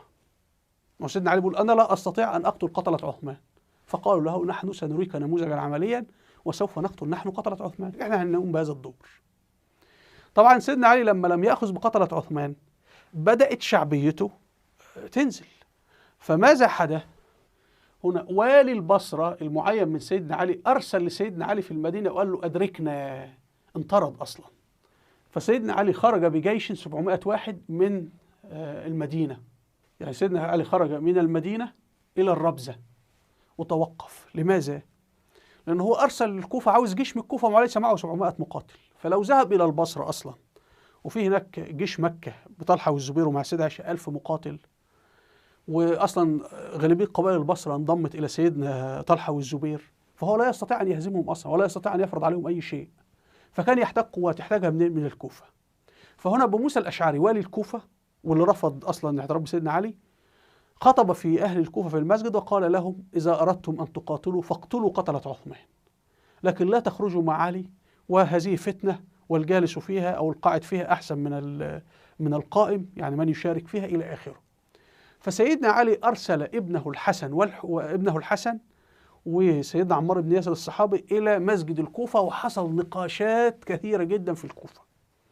كان نتيجة لهذه النقاشات أنه استجاب الكوفة فيها 40,000 مقاتل، لم يستجب منهم سوى 9,000، يعني 20%. الشيعة في الكوفة 20%، وفي أغلبية سائلة، وفي ناس مؤيدين لعثمان بن عفان في الكوفة، وده هيتضح لنا فيما بعد لماذا فشلت ثورة الحسين. فالمهم لما سيدنا علي بقى أتاه الخبر أنه خلاص طلع له 9,000، فاتجه كما تشاهدون، وهو وصل إلى ذي القار. في ذي القار جاءته 9,000 من الكوفة وهو معاه 700، يعني أصبح 10,000. هنا اتجه الجيشين إلى البصرة وهتحصل موقعة الجمل. روايات الشيعة تقول أن سيدنا علي هو الذي قاد الحرب، وهو بالتالي مسؤول عن قتل طلحة والزبير. المسلمين السنة ومنهم المؤرخ سيف بن عمر مسلم سني يقول سيدنا علي بريء تماما من قتل طلحة والزبير وهذه المعركة، وأنه حصل صلح مع سيدنا طلحة والزبير بن العوام، وأنهم بايعوا سيدنا علي. وكان لما سيدنا علي وصل البصرة كان باقي واحد فقط من قتلة عثمان اسمه حرقوس بن زهير. فسيدنا علي بكل هذا الجيش 10,000 مقاتل ذهبوا لإنقاذ واحد من قتلة عثمان هو حرقوس بن زهير. حرقوس بن زهير بعد ذلك هيذهب مع سيدنا علي في معركة صفين لقتال سيدنا معاوية، وبعد ذلك سينشق على سيدنا علي ويكفر سيدنا علي، وبعد ذلك سيحارب سيدنا علي ويقتل جنود سيدنا علي في معركة النهروان ويقتل في معركة النهروان. فالسبائية عبد الله بن سبأ ومجموعته أنشبوا القتال ليلا وقتلوا طلحة والزبير بسهم وغدر، وقصص في ذلك كثيرة جدا. لكن هنا أصبحت هناك مشكلة بين سيدنا علي وبين مكة وقريش، قبيلته الأساسية أصلا، لأنه هذا الجيش غالبيته من قريش أصلا. فأصبح سيدنا علي يجب أن هو يقتص من قتلة طلحة والزبير، يعني أصبح عنده قتلة عثمان في جيشه، قتلت طلحة والزبير في جيشه، ومفروض يقتص من قتلة عثمان وقتلت طلحة والزبير وهم معاه في جيشه. هذا كله هيؤدي إلى إضعاف موقف سيدنا علي. كما نلاحظ أنه بيخسر من شعبيته شيئا فشيئا. نزول الشعبية شيئا فشيئا هيؤدي في النهاية إن سيدنا علي لما يقتل رضي الله عنه هيوصل أن يدفن في مكان سري، خشية إنه أنصاره السابقين اللي هم الخوارج وهؤلاء اللي هم قتلوا عثمان وقتلوه يخشى أن ينبشوا قبره، يعني هو يعرف أخلاقهم. المهم، طيب سيدنا علي بعد البصرة اتجه إلى الكوفة، ومن الكوفة أعلن الحرب على سيدنا معاوية واتجه إلى صفين. طبعا لا يستطيع أن يتجه بخط مستقيم لأن هذه صحراء. سيدنا معاوية خرج له في معركة صفين. بالمناسبة قتلة عثمان لما خرجوا من المدينة كي يعودوا إلى مصر، سيدنا معاوية قتلهم هنا. وسيدنا معاوية أرسل جيشا لمصر بقيادة عمرو بن العاص قتلة عثمان الموجودين في مصر وسيطر عليه. وإحنا قلنا طلحة والزبير قتلة عثمان في البصرة، فلم يبقى من قتلة عثمان إلا الموجودين في الكوفة في جيش سيدنا علي، وهؤلاء فيما بعد هم الذين سيدعون الحسين ويقولون له تعالى نجعلك خليفة. هنا حضراتكم رسم بياني لشعبية سيدنا علي وشعبية سيدنا معاوية وكيف صارت الأمور وأصبح سيدنا معاوية هو الخليفة في النهاية. نبدأ من 34 هجري. 34 هجري هنفترض أن سيدنا علي كانت شعبيته 80%.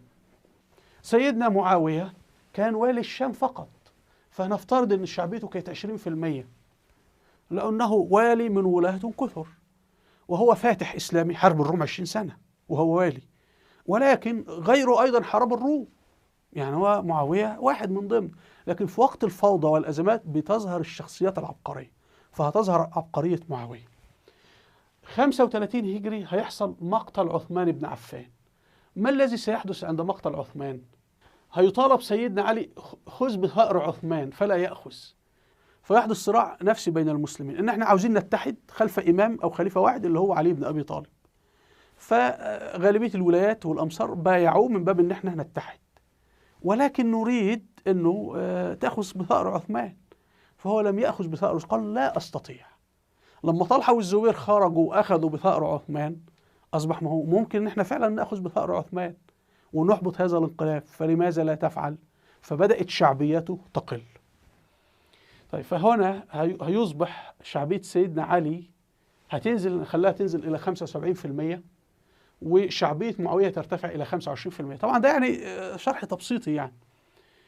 35.5 هجري سيدنا علي هيرفض القصاص، وهنا شعبية معاوية هترفع أكثر، لأنه معاوية أخذ بالقصاص وقتلت عثمان، أصبحوا في جيش سيدنا علي، ومعهم الحسين، سيدنا الحسين في نفس الجيش. لأن الناس اللي بتقول لك إيه، سيدنا الحسين خرج ضد الظلم، الظلمة قتلت عثمان كانوا مع سيدنا الحسين في نفس الجيش 5 سنوات. طيب هنأتي إلى 36 هجري هيقتل طلحة والزبير، فهنا شعبية معاوية هترتفع، شعبية علي هتنزل، لأنه سيدنا علي هو اللي خد جيش، يعني ما هو اللي كان بيطرح في ذلك الوقت. أنت يا سيدنا علي كان مفروض تأخذ جيش من مكة للمدينة وتطلع على الكوفة تقتل قتلة عثمان، فإذا به لا، هو رفض. هو عمل إيه؟ خد جيش من المدينة ومن الكوفة وذهب يقاتل مين؟ طلحة والزبير. طب طلحة والزبير قتلوا مين؟ قتلوا عثمان؟ لا. ضربوا المصحف بأقدامهم؟ لا.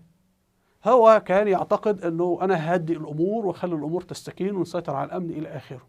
طيب، وأنه هو يعني أنا الخليفة وكل يسمع رأيي. نأتي إلى معركة صفين 37 هجري. شعبية سيدنا علي نزلت في معركة صفين، وشعبية معاوية ارتفعت. فهذه المعركة عبارة إيه؟ جيش علي وجيش معاوية الآن هيلعبوا معركة، والمعركة تحدد من القوي.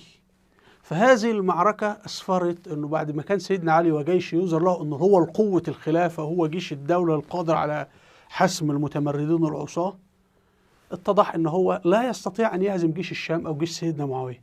فهنا أصبح علي ومعاوية ندان متساويان، وسيدنا علي قبل بالتحكيم. يعني هنأتي لهذا، لكن معركة صفين سيدنا علي خسر نصف جيشه. يعني سيدنا معاوية خرج مثلا جيشه 50,000 وسيدنا علي 50,000. بعد المعركة سيدنا معاوية عاد بجيشه 50,000، لكن سيدنا علي انقسم جيشه إلى خوارج وإلى الباقين معه. لما نرجع لهذه الخريطة، سيدنا علي خرج بجيش موحد 50,000 إلى صفين، لكن عند العودة عاد نصف الجيش فقط إلى الكوفة، والنصف الثاني انشق عنه واللي هم عملوا الخوارج. فهنا أصبح سيدنا علي قوته العسكرية تشتتت، ولذلك لم يستطع بعد ذلك أن يشن حرب على سيدنا معاوية، بل بعد ذلك سيدنا معاوية هيتجه ويستولى على مصر من سيدنا علي. يعني هتجدون سيدنا معاوية كانت المساحة التي يحكمها تزيد، والمساحة التي يحكمها سيدنا علي تقل تقل تقل، لحد ما الاضطرابات وصلت إلى مدينة الكوفة نفسها. طيب. نأتي إلى سنة 37 ونصف أو 6 شهور. التحكيم شعبية سيدنا علي نزلت إلى 55% تقريبا. شعبية سيدنا معاوية زادت. لماذا؟ التحكيم أولا سيدنا علي قبل بأنه ليس أمير المؤمنين ولا خليفة المسلمين. انتبهوا لهذا، لأنه هو جلس مع معاوية، أنا وأنت نجلس على الطاولة نتفاوض نشوف أنا على حق أم أنت على حق. سيدنا أبو بكر لم يقبل هذا في حروب الرد. سيدنا أبو بكر أنا رئيس الدولة وأنتم جماعة متمردة، أنتم ما بتفحصوا أنا خليفة ولا لا، أنا هفرض عليكم أن تعترفوا بي خليفة. سيدنا علي لم يستطع أن يفرض هذا في معركة صفين، بل أجبر، وحتى من أتباعه، يعني فيه من 12,000 جندي في جيشه بقيادة الأشعث بن قيس، ولا مسلمين سنة بالمناسبة، هم أجبروه على هذا وقالوا له احنا شغالين نقتل في مسلمين يعني لأن دي قبائل يمنية ومقسمة، قسم مع سيدنا علي وقسم مع سيدنا معاوية. المهم مش عاوز الأشعث بن قيس لعب دور كبير، وأبو موسى الأشعري، وهما يمنيان. أبو موسى الأشعري يمني، صحابي يمني، قائد كبير، والأشعث بن قيس كبير ويمني. وفي كان مع سيدنا معاوية واحد اسمه معاوية بن حديج، أيضا قائد يمني كبير، وكان ابن خالة الأشعث بن قيس. شوفوا يعني العائلات كانت مقسمة حتى بين الجيشين. لما حصل ماذا حدث في التحكيم؟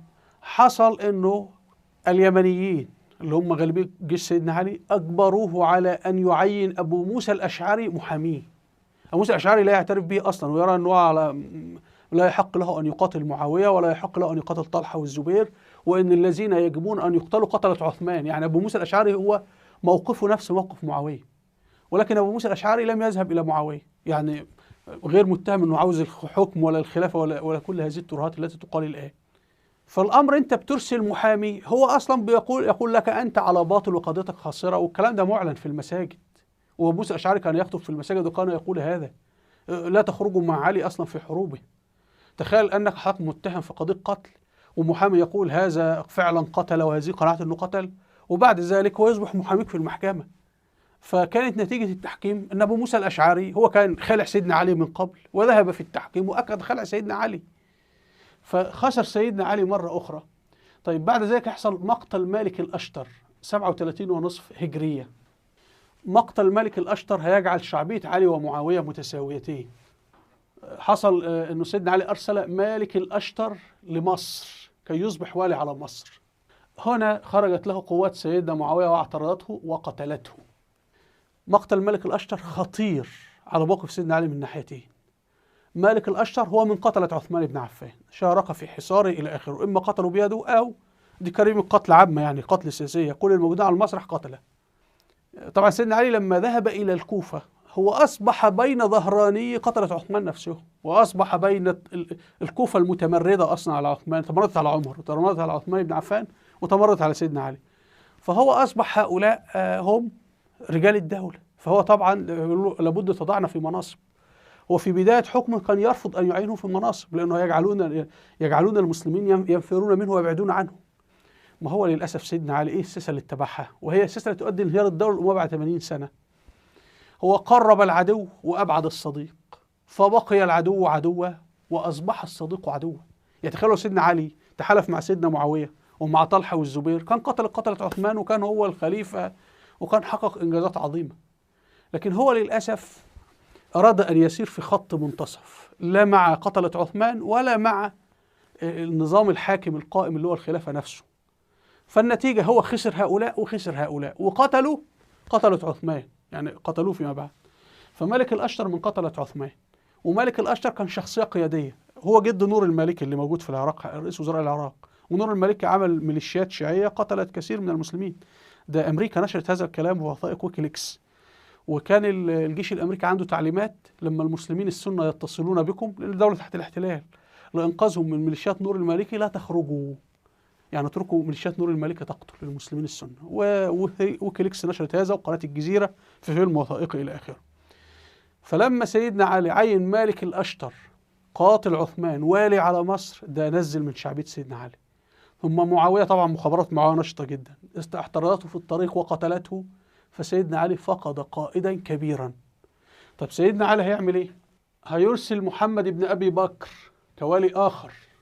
يقوم سيدنا معاوية يرسل له جيش عمرو بن العاص يقتله، ومحمد بن أبي بكر من المتمردين، يعني أغلب الروايات تقول هذا، الله أعلم، لكن إذا كان شارك في التمرد فهو في الآخر هو كان موجود في جيش سيدنا علي، وأغلب الروايات تقول له شارك في هذا التمرد. المهم في الآخر عمرو بن العاص قتله، قتلة عثمان في مصر. وهنا سياق الأحداث بيقول أنه وجهة نظر سيدنا معاوية وطلحة والزبير هي نحن نستطيع فعلا أن نأخذ بثأر عثمان، نحن نستطيع أن نفرض هيبة وسلطة الدولة. ثم هم نفذوا هذا على أرض المعركة وفي المسرح، أن هم قتلة عثمان. طبعا أصبح سيدنا علي في موقف عسكري وسياسي أضعف من قبل. وكانت النتيجة أنه كما تشاهدون انتهت المسألة بقتل سيدنا علي. هو طبعا لما طعن بالسيف الخوارج قتلوه، أوصى بأن يدفن في مكان سري، وإلى اليوم غير معروف أين دفن سيدنا علي، ودفن بدون جنازة. وسيدنا عثمان دفن بدون جنازة. انظروا لخطورة المسألة، أن من يحكم الدولة؟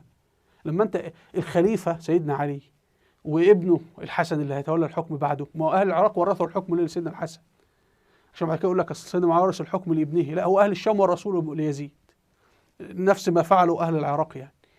فهنا من كان في يده السلطة؟ يد السلطة في يد الخوارج قتلت عثمان والذين قتلوا علي فيما بعد.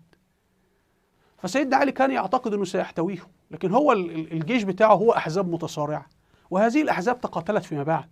يعني بعد معركة صفين سيدنا علي ظل أتباعه يتقاتلون فيما بينهم، وهم يقاتلونه ويقاتلهم إلى آخره، ونفى عبد الله بن سبأ وأحرق 10 من السبئيين، موضوع آخر يعني.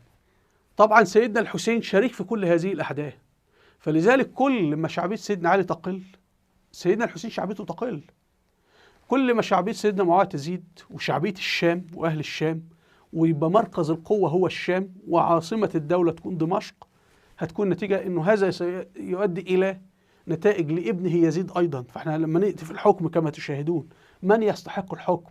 أهل الشام أم أهل الكوفة أم أهل الحجاز؟ فهمنا؟ تعالوا بقى نرجع لخريطة الأحزاب الثلاث. إذا نحن لدينا 3 أحزاب، لما توفى سيدنا معاوية لابد حزب من الأحزاب الثلاثة يختار الخليفة. لما نرجع لبيعة سيدنا أبو بكر الصديق كيف تولى الحكم؟ تولى لأنه من حزب قريش، وقال مقولته أن العرب لا تطيع إلا قريش. ففي أي دولة في العالم احنا بنختار الحزب الحاكم، والحزب الحاكم هو الذي يختار رئيس الدولة. احنا في مصر الإخوان اختاروا محمد مرسي، والشعب بعد ذلك وافق على اختيار الإخوان. فهذا الذي يحدث. وفي أمريكا وفي أي دولة في العالم، يعني في تركيا حزب العدالة والتنمية يختار أردوغان ثم الشعب يوافق على أردوغان. في أمريكا الحزب ده يختار مثلا جورج بوش أو ترامب والشعب يوافق.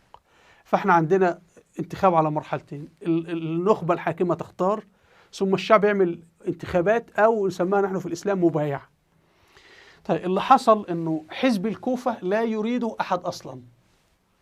لماذا؟ لأنه حزب الكوفة هم الذين قتلوا عثمان بن عفان، وحزب الكوفة هزموا في معركة صفين، وحزب الكوفة أصبح يقاتل مع بعض، الخوارج في المسلمين السنة في الشيعة مشاكل. يعني الكوفة كما سنأتي يقولون مدينة ملعونة مشؤومة.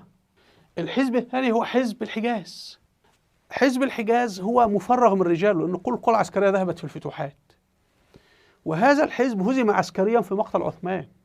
يعني لأنه جاء قتلة عثمان قاموا بانقلابهم، سيطروا على المدينة، خطبوا في مسجد المدينة لمدة أسبوع، ما استطاعوا أن هم يحموا الخليفة أصلا.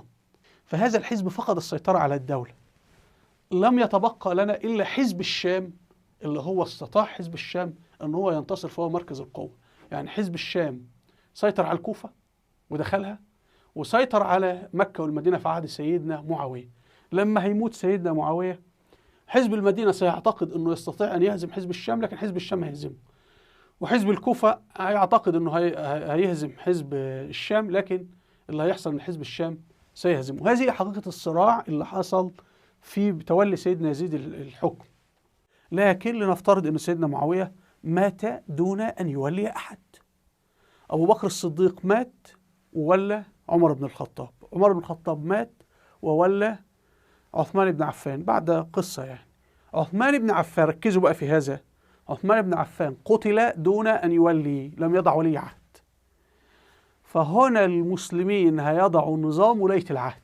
فسيدنا معاوية وضع نظام ولاية العهد بسبب مقتل عثمان، لأن عثمان لما قتل لو كان سيدنا عثمان قال علي هو الخليفة من بعدي كان المسألة انتهت.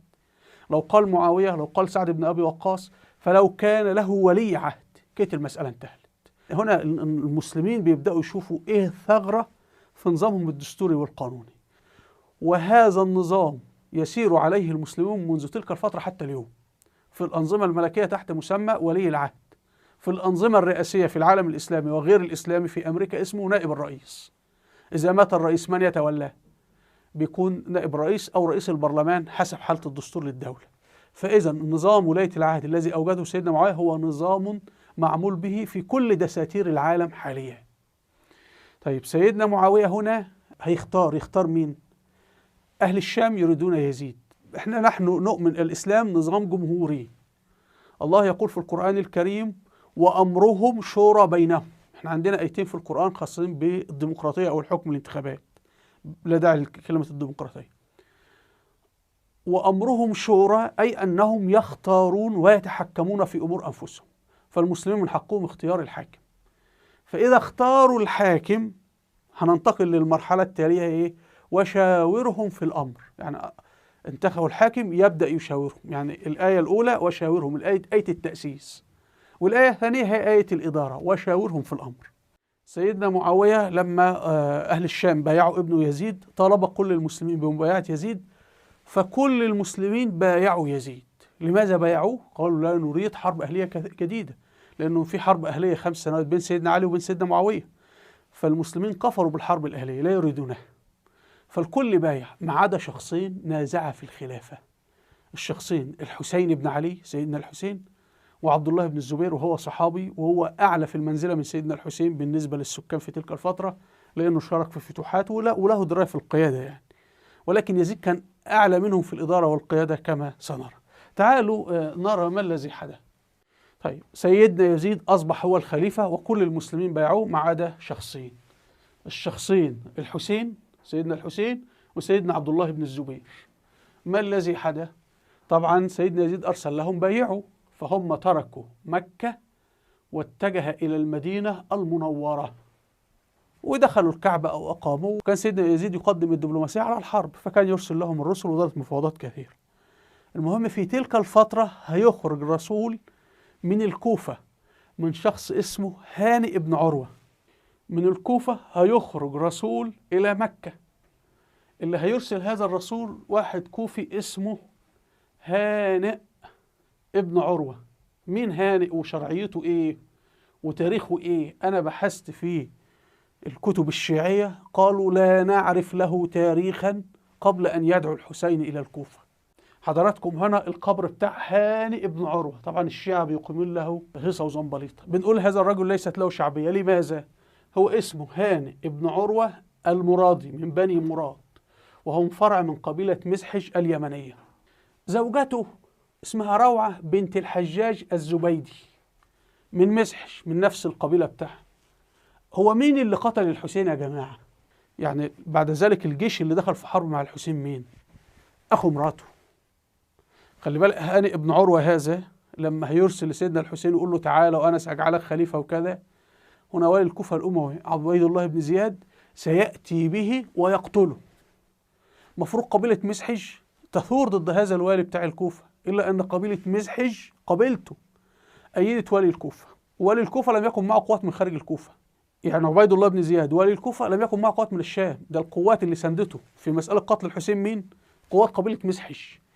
فهانئ ابن عروة زوجته أخوها قتل الحسين، يعني والي الكوفة. شوف انظروا، والي الكوفة قتل هانئ ابن عروة هذا المرادي.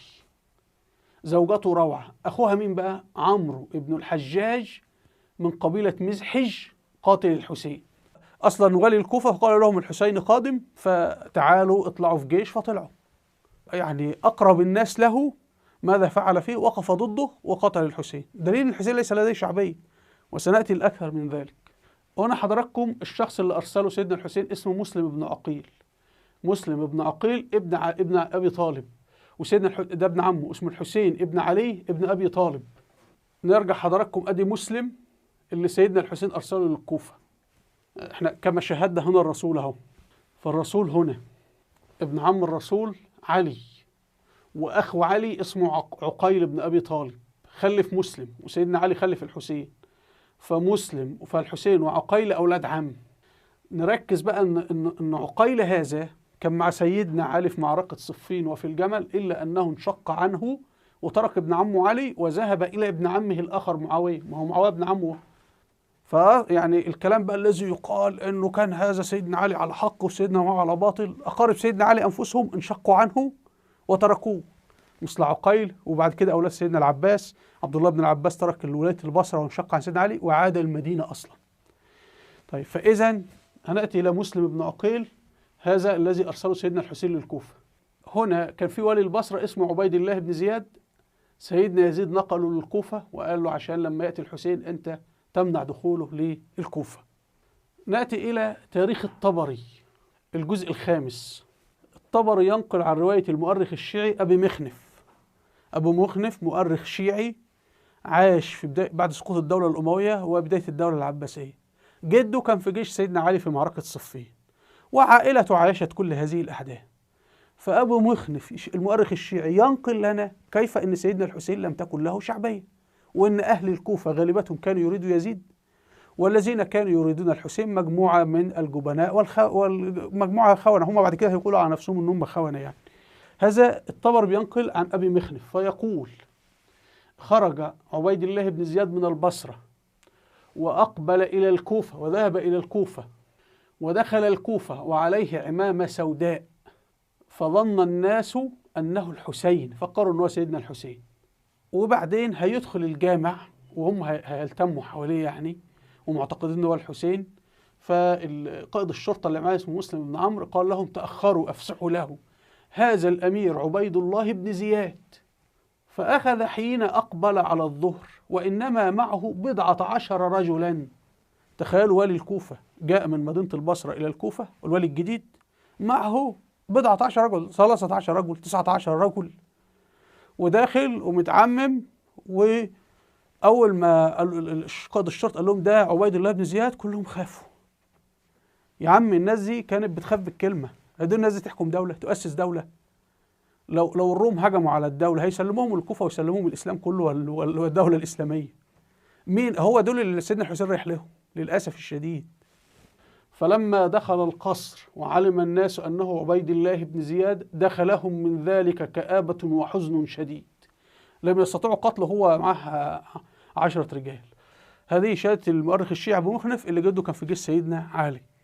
هو أبو مخنف بيحكي لنا موقف رؤساء القبائل لما بعض الغوغاء أرادوا قالوا بقى احنا هنعمل ثورة وبتاع. عمل إيه عبد الله والي الكوفة عبيد الله بن زياد؟ دعا رؤساء القبائل، يعني رؤساء القبائل لا يريدون سيدنا الحسين أصلا. وفي الآخر كل اللي هيخرجوا كده في مظاهرة هنشاهد منظرها المضحك وهي بتنتهي 4000، يعني حتى جرى فك تسريح هذه المظاهرة دون طوبة ولا دون ضرب الكرباج ولا حاجة يعني.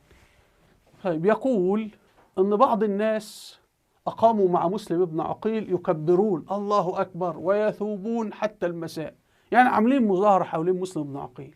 فبعث الوالي الأموي عبيد الله بن زياد إلى الأشراف. الأشراف هم رؤساء القبائل.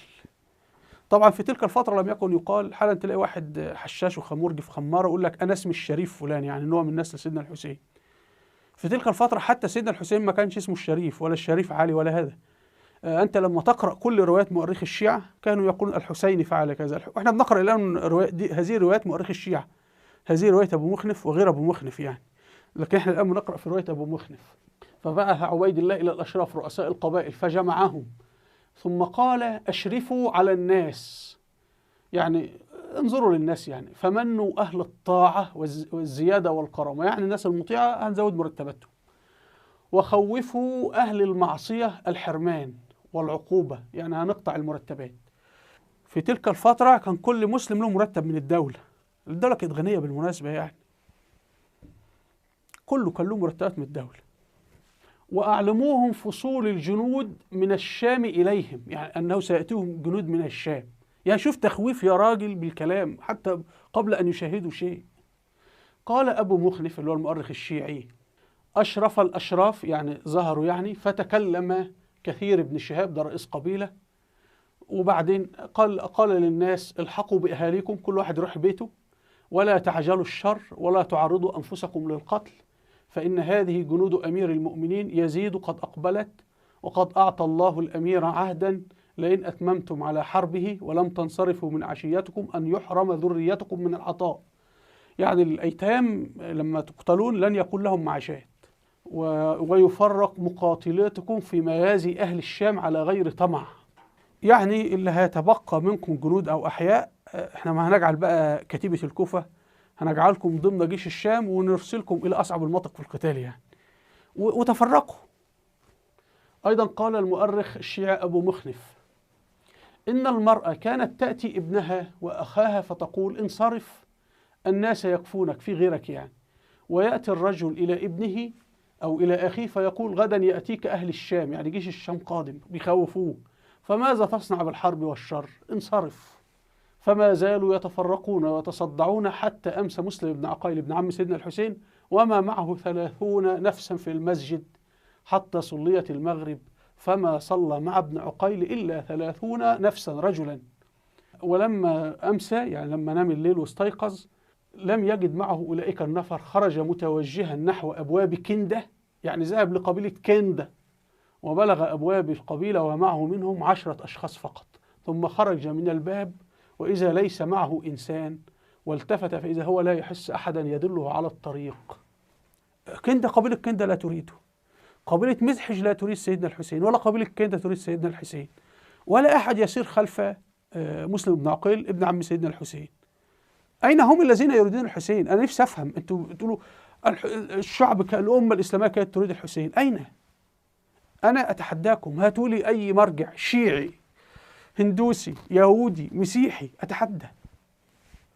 وعلى فكرة أهل الكوفة كانوا يعرفوا سيدنا الحسين جيد لأنه عاش بينهم 5 سنوات وكان يقاتل معهم وكان يأكل ويشرب معهم، فهم يعرفونه، ويعرفوا أهل الشام ويعرفوا هو مين معاوية ويعرفوا هو مين يزيد، لأنهم جربوا بعض في معركة صفين وفي غيرها من المعارك يعني.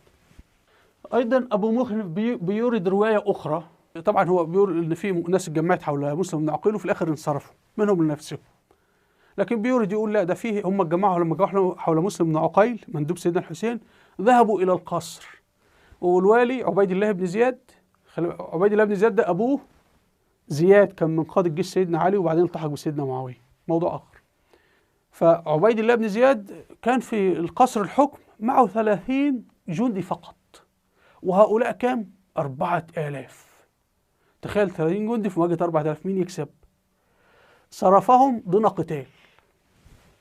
قال المؤرخ الشيعي أبو مخنف بيروي عن شاهد عين اسمه عباس الجدلي يقول خرجنا، يعني شاهد عين، يعني خرجنا مع مسلم بن عقيل بن عم الحسين 4000، فلما بلغنا القصر، قصر الحكم، أصبحنا 300 فقط. تخيل يا مسلم 3700 رجل يتركونه في الطريق، وهؤلاء يحكمون دولة. أمال لو قابلوا الروم هيعملوا إيه؟ هيفروا قبل أن يبدأ الحرب. من هؤلاء الذين كان هيسلمهم سيدنا الحسين الحكم؟ قال وأقبل مسلم يسير في الناس من مراد، ركز بقى، من مراد، ففرع بني مراد فقط، عائلة بني مراد فقط هي التي كانت تريد الحسين في النهاية. حتى أحاط بالقصر، ثم إن الناس تداعوا إلينا واجتمعوا وامتلأ المسجد، فضاق عبيد الله يعني بهذا، ولم يكن معه إلا 30 رجلا من الشرطة و20 رجلا من الأشراف، قبائل الناس يعني. وبعدين هيدا واحد اسمه كثير بن شهاب اللي احنا تناولناه، ابن الحسين الحارثي، ويأمره أن يأخذ من معه من مسحش. يعني الناس انصرفوا. حضراتكم هنا رواية، لكن هذه الرواية خاطئة. الرواية بيردها أبو مخنف. طب تقول لي هو أبو مخنف له أكثر من قول؟ أبو مخنف يجمع الروايات، يقول عندنا رواية واحد تقول كذا، رواية ثانية كذا، رواية ثالثة كذا، لكن هو لا يقول أي الروايات صح من وجهة نظره. طبعا ممكن يكون أبو مخنف أضاف في الروايات، ممكن يكون حذف في الروايات، ممكن يكون تركها كما هو، الله أعلم. يعني أنت لا تعرف الدنيا، إحنا بنقول العبرة بالاحتكام للدليل المادي. طيب هذه الرواية لماذا نكذبها؟ في هذه الرواية أبو مخنف يقول أن الراوي الذي يروي لأبي مخنف، وأبو مخنف كتب كتب كثيرة يعني، يقول أن ابن عم سيدنا الحسين وهو في الكوفة، ده قبل أن يأتي سيدنا الحسين وقبل أن يقتل، خرج مع 4000 جندي ودارت حرب داخل مدينة الكوفة، ولكن هزم فيها 4000. لكن هذه الرواية كاذبة. لماذا؟ لأنه لو دارت معركة فيها 4000 مقابل 4000 كان ممكن يقتل 1000 أو 500 إنسان، فكانت هتكون واقعة مشهورة جدا مثل كربلاء ومثل معركة الحرة ومثل غزو بدر. يعني هؤلاء لهم أبناء ولهم أحفاد ولهم قبائل، لن تكون رواية شخص واحد وتأتي روايات عكسها. كان ممكن يتفقون مثل معركة كربلاء، حدثت معركة كربلاء وقتل الحسين، لكن يختلفون في التفاصيل ما سبب اندلاع القتال، لكن في معركة وفي قتل وفي جيش. فلو أن هذه الرواية، أنا هتركها لكم اللي عاوز يقرأها، لكن أنا أقرأها لأنه لا يوجد وقت يعني، فهذه الرواية لا تستقيم. لكن في ضمن الروايات هنجد اسم شريح. شريح ماذا؟ شريح هو قاضي الكوفة، اللي الرواية المشهورة التي ترد عن سيدنا علي، ولا نعرف كانت صحيحة أم خاطئة، هو الذي حكم لليهودي ضد سيدنا علي في مسألة درع سيدنا علي، صح أم خطأ الله أعلم، لكن هذا هو شريح يعني. وشريح كان مع سيدنا يزيد أمير المؤمنين ولم يعينه يزيد. شريح أرسله عمر بن الخطاب رضي الله عنه، كان قاضي من اليمن بالمناسبة. شريح هو من التابعين وبعض قال من الصحابة. سيدنا عمر عينه قاضيا في الكوفة، ثم جاء عثمان وجدد تعيينه قاضيا في الكوفة، ثم جاء سيدنا علي وجدد تعيينه في الكوفة، وجاء سيدنا معاوية وجدد تعيينه في الكوفة. يعني سيدنا معاوية أكمل واعتمد القاضي اللي ارتضاه سيدنا علي، وبعد ذلك يأتي سيدنا يزيد خليفة ويعتمد شريح. العجيب لما الشيعة عملوا ثورة بعد وفاة سيدنا يزيد وسيطروا على الكوفة، عزلوا شريح. حضراتكم هذا هو الوضع في الكوفة، اللي بيقولوا بقى ان في 12,000 بايعوه، الكلام ده كله فين؟ طيب تعالوا الآن، سيدنا الحسين قرر يخرج من مكة ويذهب إلى الكوفة، وهنركز في هل سيدنا الحسين كان عنده ضرائب علم المخابرات انه يتحرك سرا؟ هل كان عنده يفهم في الرجال؟ يعني عمر بن الخطاب لما كان يشاهد الشخص يعرف هذا جد، راجل، واحد مخوخ يتحمل مسؤولية بتاع كلام. وهكذا كان سيدنا أبو بكر، وهكذا كان الرسول صلى الله عليه وسلم، لأن أنا هضع شخصي في مسؤولية فلا بد أعرف أمتحن وكذا. فسيدنا الحسين عاش مع الناس دي 5 سنوات، ثم الناس دي مخوخة، ناس فارغة أصلا من الداخل، فكيف يثق بهم؟ تعالوا لي إخوته وأقاربه وهم يقولون له لا تذهب إلى الكوفة. وهنركز في المشهد إن القاصي والداني علم بأنه سيدنا الحسين متوجه إلى الكوفة. أين السرية في التحرك وأنت ذاهب إلى حرب؟ أنت ذاهب إلى الكوفة كي تأخذ جيشا وتذهب تداهم الشام، المفروض يا أخي ترجع للسرية، لكن هذا في علن. تعالوا إلى كتاب أنساب الأشراف، صنفه البلاذري وهو توفى في العهد العباسي 279 هجري، الجزء الخامس. البلاذري كان في البلاط العباسي، يعني هو مؤرخ الحكومة العباسية، إعلام السلطة، فطبعا بيشتم في الدولة الأموية شتيمة، يعني كل الشتائم الشيوعيين والمسلسلات والأفلام مأخوذة من هذا الكتاب. هو مخصص تقريبا 50 صفحة لسيدنا يزيد بن معاوية، كلها شتائم سنعرضها الآن، يأخذها من المؤرخين الشيعة فقط، وحذف كل فتوحات سيدنا يزيد بن معاوية. يعني لا ذكر شيء انه فتح ذهب للقسطنطينية ولا غزا ارض الروم ولا كلمة، ويأتي بأقوال المؤرخين الشيعة ويضعها، مؤرخين الشيعة ويضعها. ولكن حتى لا يفتضح أمره اضطر أنه يضع بعض الروايات توضح ما جرى، لكن هو سيء بنسبة 95%. 5% لابد يعني كي يبيع البضاعة الفاسدة له البلاذري. فهذا البلاذري عدو الدولة الأموية، شخص كذوب. فهنا هنتحدث عن محمد بن علي بن أبي طالب. سيدنا الحسين له أخ اسمه محمد ذكرناه في البداية، الشهير بمحمد بن الحنفية، رفض يخرج مع الحسين إلى الكوفة، بل قال الحسين لا تخرج، هؤلاء أهل غدر ونفاق. أخوه ينصحه، يقول وخرج الحسين إلى مكة ومعه جل أهل بيته غير محمد بن الحنفية شقيقه، فقال له يا أخي، هينصحه نصائح كثيرة، يعني يقول له تنحى عن مروان بن الحكم ببيعتك وعن الأمصار، يعني حضرتك خد بعضك واذهب إلى مكان بعيد، فلو الناس حبتك وعاوزك خليفة بالانتخاب. ومحمد بن الحنفية هذا يؤيد يزيد، هم هيؤيد الدولة الأموية بعد ذلك. وعبد الله بن الزبير لما يأتي عبد الله بن الزبير يقول له بايعني، هو في مكة، لدرجة عبد الله بن الزبير حبسه، رفض يبايع عبد الله بن الزبير. فهو أصلا لو مش مقتنع بيزيد كان رفض يبايعه أصلا، هو رفض فعلا يبايع عبد الله بن الزبير، لكنه بايع يزيد وظل متمسكا ببيعته ليزيد حتى بعد مقتل الحسين. فهو قال للحسين حاجة مهمة جدا يدل إنه راجل عنده أفق سياسي واسع، وأخوه، لكن لا أحد يذكره طبعا يعني. قال له ابتعد، فالناس إذا كرهت يزيد وسياسته أتوا إليك، ولا تدخل إلى مدينة بعض الناس، بعض المسلمين يؤيدونك وبعض المسلمين يعارضونك، فيقتتل الطرفين وتسيل دماء، والدماء تكون في عنقك يا حسين، فأنت رايح فين؟ اصبر، فلا تجعل الناس تتقاتل بسببك والدم يسيل بسببك. هذا ما يقوله محمد بن الحنفية أخو سيدنا الحسين. هل في شيخ سني يقرأ هذا على منبر؟ لا طبعا، ولا شيعي. يقول له ابعث رسلك إلى الناس فإن أجمعوا عليك، يعني إن انتخبوك خليفة يا سيدي، حمدت الله على ذلك، وإن أجمع الناس على غيرك لم ينقص الله دينك ومروءتك. إني أخاف أن تدخل بعض الأمصار، بعض الولايات أو البلاد يعني، ويختلف الناس فيك، فريق يؤيدك وفريق يعارضك ويقتتلون، يحصل حرب. نذهب حضراتكم لتاريخ الطبري الجزء الخامس. هنا الصحابي عبد الله بن عباس ينهى الحسين عن الذهاب للكوفة. عبد الله بن عباس هو عم سيدنا الحسين، وكان والي سيدنا علي على الكوفة، وانشق عن سيدنا علي وتركه وعاد إلى المدينة. أما هو بالناس تقول لك إيه، حديث عمار تقتله الفئة الباغية، لو كان هذا الحديث موجود أصلا كان سيدنا عبد الله بن عباس وهو أعلم بحديث الرسول صلى الله عليه وسلم منكم. البخاري رفض هذا الحديث بالمناسبة يعني. الإمام البخاري كان يؤيد الدولة الأموية، ولما نعمل تحليل لأحاديثه سنجد ذلك. الإمام مسلم كان يؤيد سيدنا علي، لكن الإمام البخاري واضح من أحاديثه أنه كان يرى الحق مع معاوية، وأن الدولة الأموية على حق، وكان يرى يزيد على حق.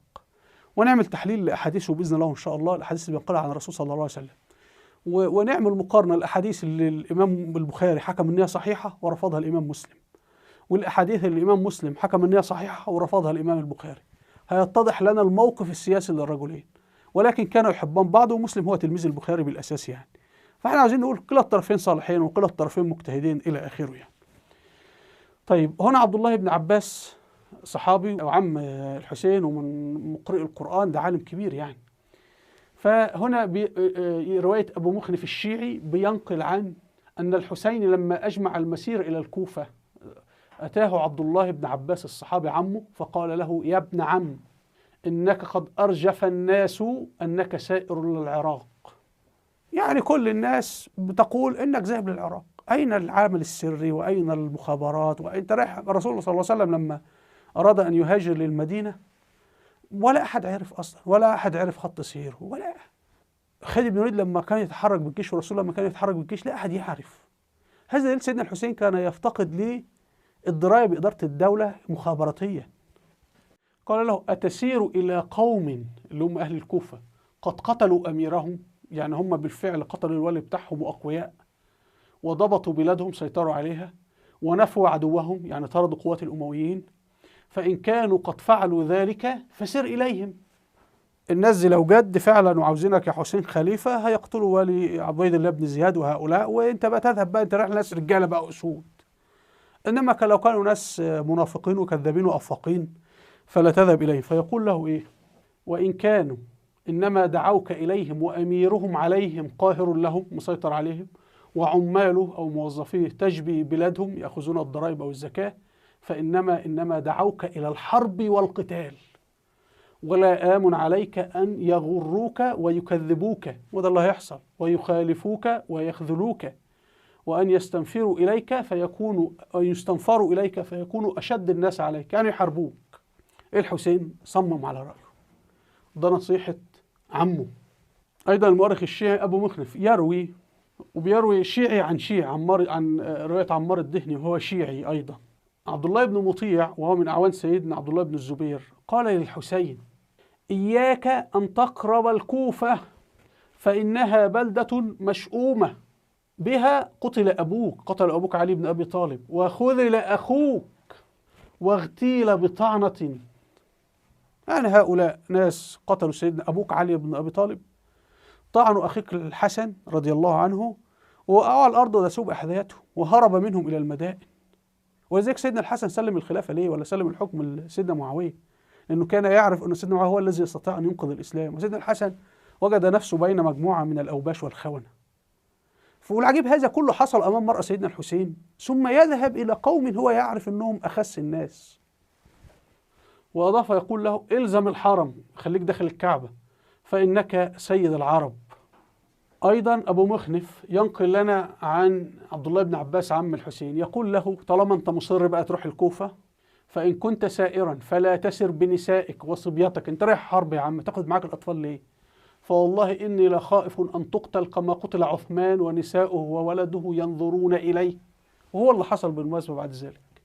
نأتي الآن إلى رواية المؤرخ المسلم السني اسمه عوانة ابن الحكم.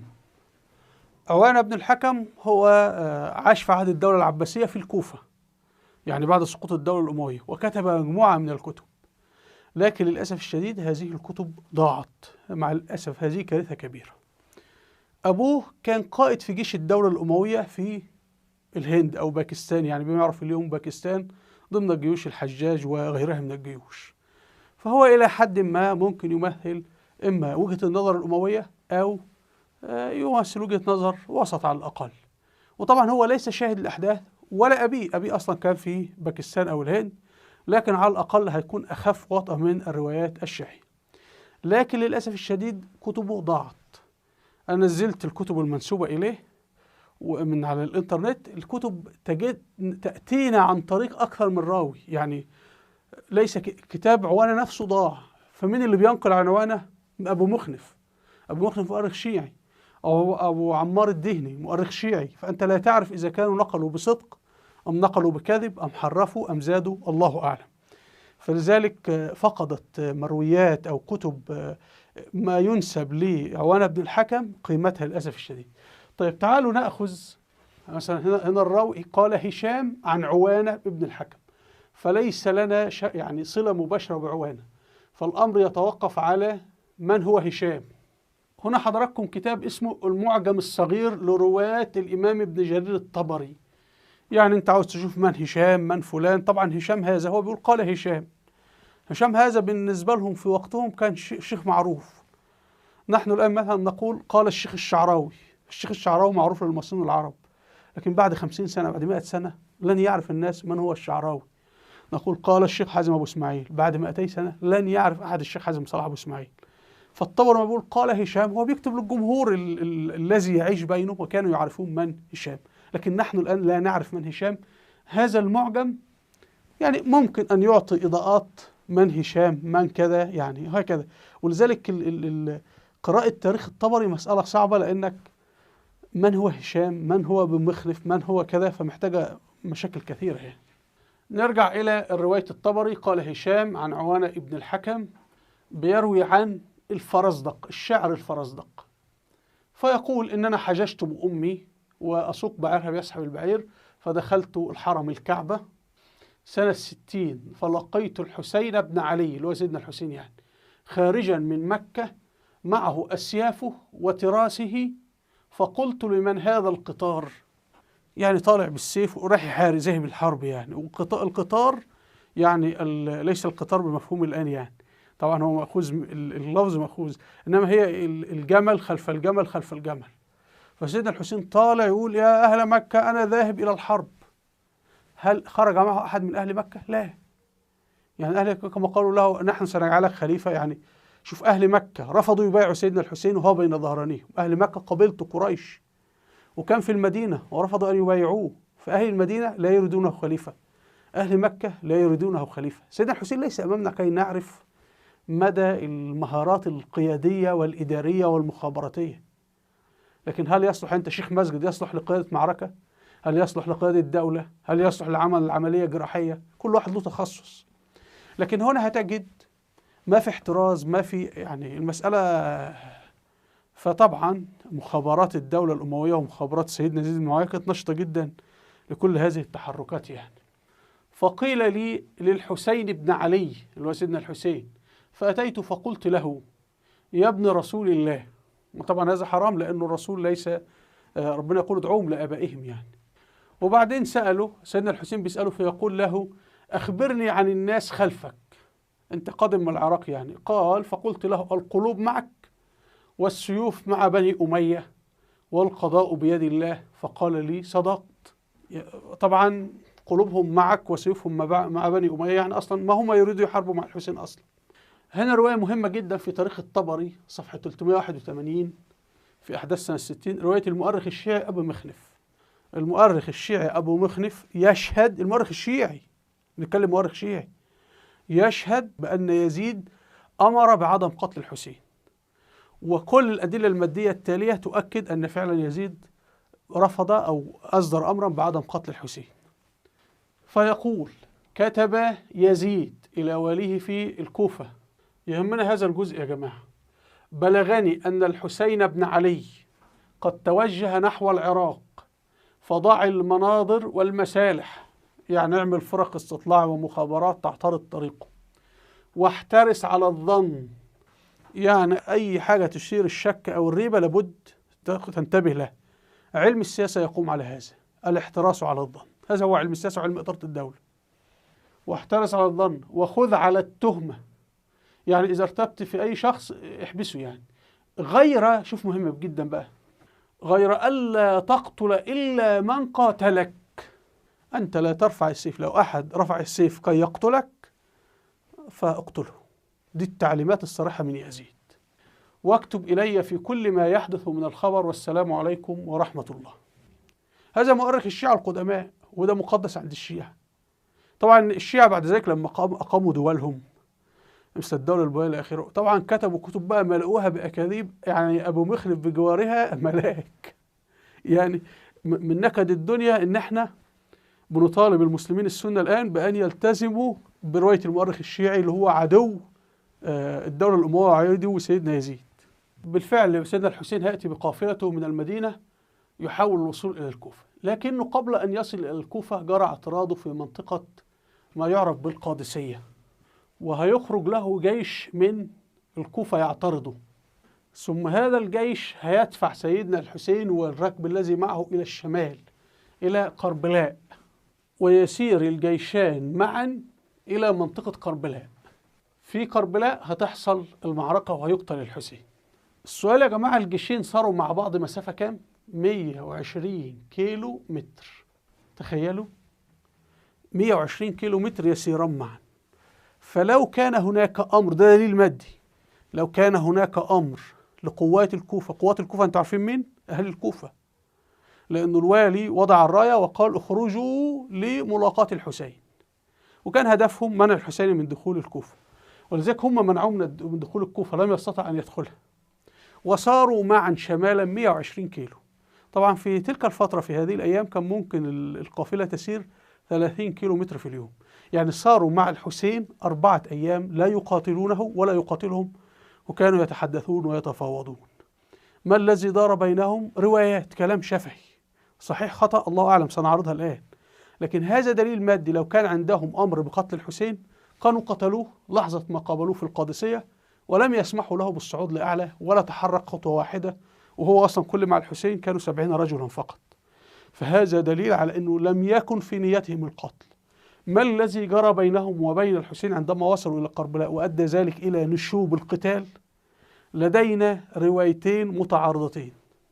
رواية تقول أن سيدنا الحسين عرض عليهم 3 أمور: أن يذهب إلى يزيد ويبايعه في دمشق فرفضوا، أن يذهب إلى الحدود أو الثغور بتعبير ذلك الوقت ويلتحق بجيش المسلمين لمحاربة الروم أو غيره فرفضوا، أنه يرجع إلى مكة ورفضوا، وهم طرحوا عليه حل رابع وهو أنه يذهب إلى والي الكوفة عبيد الله بن زياد ويبايعه هناك، فهو رفض. ننتبه، سيدنا الحسين في تلك الفترة عمره يقترب من 60، عبيد الله بن زياد والي الكوفة عمره 25 سنة. فسيدنا الحسين طبعا عامل السن مهم، يقول لك هذا يعني من دور عيالي. يعني الأمير المؤمنين يزيد نفسه عمره 34 سنة، 34 سنة، فممكن الحسين يعني بينظر لهم على أنهم عيال يعني. وأحيانا يحدث بسبب السن، رجل كبير ينظر إلى شاب يستخف به. لما تحدث الصراع والمواجهة هنا يتبين له أن هذا الشاب هو ما هو الشاب طائش، يتضح له أنه هو قائد كبير، بس بتكون لما تحدث المواجهة. خرج راوي شيعي، لأن هذه روايات شيعية كلها، ما احنا روايات المسلمين السنة غير موجودة للأسف، لأنه هذا كله كتب في العصر العباسي كما ذكرنا. العصر العباسي دول مسلمين سنة ولكن ضد الدولة الأموية، فبيستعينوا بالروايات الشيعية للإساءة لتاريخ الدولة الأموية. ففي راوي شيعي يقول لا، الحسين صمم على القتال ولم يعرض هذا وقال لن أبايع يزيد. ما الذي حدث؟ الله أعلم. طيب تعالوا نرى هذه الروايات. لكن هنا عندنا دليل قاطع من الحركة المسير لكربلاء في الشمال إلى أنه يزيد فعلا أمر بعدم قتل الحسين. تعالوا حضراتكم نفترض التاريخ العكسي ونرى أنه لو دخل سيدنا الحسين الكوفة كيف ستحدث كارثة كبيرة. سيدنا الحسين انطلق إلى، نفترض أنه هو دخل الكوفة ونجح في دخول الكوفة، هيعمل إيه؟ هيصطحب جيش ويتوجه لقتال يزيد وأهل الشام. طبعا حضراتكم هم كانوا سيخرجون له ويحاربونه، لأنه أصلا أهل الشام مستحيل يقبلوا بحكم الكوفة، لأنه أهل الكوفة هم اللي قتلوا سيدنا عثمان، هم اللي شتموا زوجة سيدنا عثمان وشتموا مؤخراتها وضربوها، وهي منهم أصلا من قبائلهم، فلا يقبلون أبدا حكم أهل الكوفة. فكان هتحصل معركة وكان سيقتل آلاف الناس لو سيدنا الحسين دخل الكوفة. هنفترض أنه انتصر ودخل دمشق وأعلن نفسه خليفة، ماذا كان سيحدث؟ كان في عبد الله بن الزبير يحكم مكة، وبعد كده المدينة هتبايعه، فكان هيطلع بجيش كي يحارب الحسين، فكان الحسين سيأخذ جيشا ويحاربه. يعني دخول الحسين الكوفة وإعلان نفسه خليفة وما يصاحب ذلك من قتل آلاف المسلمين كان سيتبعه قتال مع حزب الحجاز اللي بيرأسه عبد الله بن الزبير. هنا حضراتكم في صفحة 401 في تاريخ الطبري قائد جيش يزيد يصلي خلف الحسين، يعني لما قابله لم يقتله، صلى خلفه. وقدم أو وصل الحر بن يزيد، ده قائد جيش الكوفة، وبين يديه معه 1000 رجل في منطقة القادسية، فاستقبل الحسين حسينا، فلم يزل موافقا أو يسير مع حسين حتى حضرت الصلاة، صلاة الظهر، فأمر الحسين بالصلاة. المهم بالفعل صلوا مع بعض، وبعدين قالوا للمؤذن أقم الصلاة، فقال الحسين للحر أتريد أن تصلي بأصحابك؟ قال لا، بل تصلي أنت ونصلي بصلاتك، فصلى بهم الحسين. يعني هنا معناها انه العلاقة بينهم كانت علاقة مفاوضات، يعني ما فيش نية للقتل ولا حاجة. وبعدين قائد الجيش اللي هو الحر بن يزيد هيقول له انت ما الذي اتى بك؟ فسيدنا الحسين هيقول له انا عندي كتب رسل، يعني كتابات او رسائل تدعوني ان انا اكون الخليفة، ولذلك انا اتيت. واخرج الخرجين الذين فيهما كتبهم، رواية صح خطأ الله اعلم، ونشرها بين ايديهم. فقال الحر إن لسنا من هؤلاء الذين كتبوا إليك. طبعا هذه الكتب أين؟ لا نعرف. هذه رواية، يعني المفروض أنه بعد المعركة يأخذون هذه الرسائل ويعطونها لولي الكوفة، المفروض ولي الكوفة يعاقب من كتبوا هذا، لكن هذا لم يحدث. يعني لا يوجد في أي الروايات كلها لم يحدث قتل في الكوفة سوى شخصين: هانئ بن عروة اللي أرسل لسيدنا الحسين يقول له تعالى، ومسلم بن عقيل ابن عم سيدنا الحسين الذي ذهب إلى الكوفة يستطلع الأمر فقط. لم يقتل أي أحد ولم يعاقب أي أحد غير شخصين فقط. فقبل وصول الحسين لم يقتل إلا شخصين، وبعد المعركة لم يقتل إلا شخصين. في المعركة نفسها قتل قيل إنه قتل 70 من الرجال الذين كانوا مع الحسين. فلما ذهبوا لينصرفوا حال القوم، يعني الجيش بينهم وبين الانصراف ترك المكان، فقال الحسين للحر: ثكلتك أمك، ماذا تريد؟ يعني توبيخ. فقائد جيش الكوفة يقول له: أما والله لو غيرك من العرب يقولها لي وهو على مثل الحال التي أنت عليها ما تركت ذكر أمه بالثكل أن أقوله كائنا من كان. أنت أمك السيدة فاطمة، فأنا ما أقدرش أشتمها. لو أنت واحد من العرب عادي كنت شتمت أمه يعني. وبعدين هيحصل بينهم مناقشات إلى آخره. ويقول الحر قائد الجيش للحسين: إني لم أؤمر بقتالك، وإنما أمرت ألا أفارقك حتى أقدمك على الكوفة، فإذا أبيت فخذ طريقا لا تدخلك الكوفة ولا تردك إلى المدينة. وهذا الذي حدث، لا هو دخل الكوفة ولا رجع إلى المدينة، اتجه للشمال. وبعدين قال له: احنا هنسير مع بعض حتى نكتب إلى ابن زياد، وتكتب أنت إلى أمير المؤمنين يزيد بن معاوية، وبعدين نشوف إيه اللي هيحصل. نعود للراوي الشيعي أبو مخنف يقول إن الحسين خطب في أصحابه وأصحاب الحر بالمنطقة اسمها البيضة. يعني سيدنا الحسين كان بيخطب في الجيش، في الناس اللي معاه، المقاتلين اللي معاه، وفي المقاتلين اللي هم بعد كده سيحاربونه.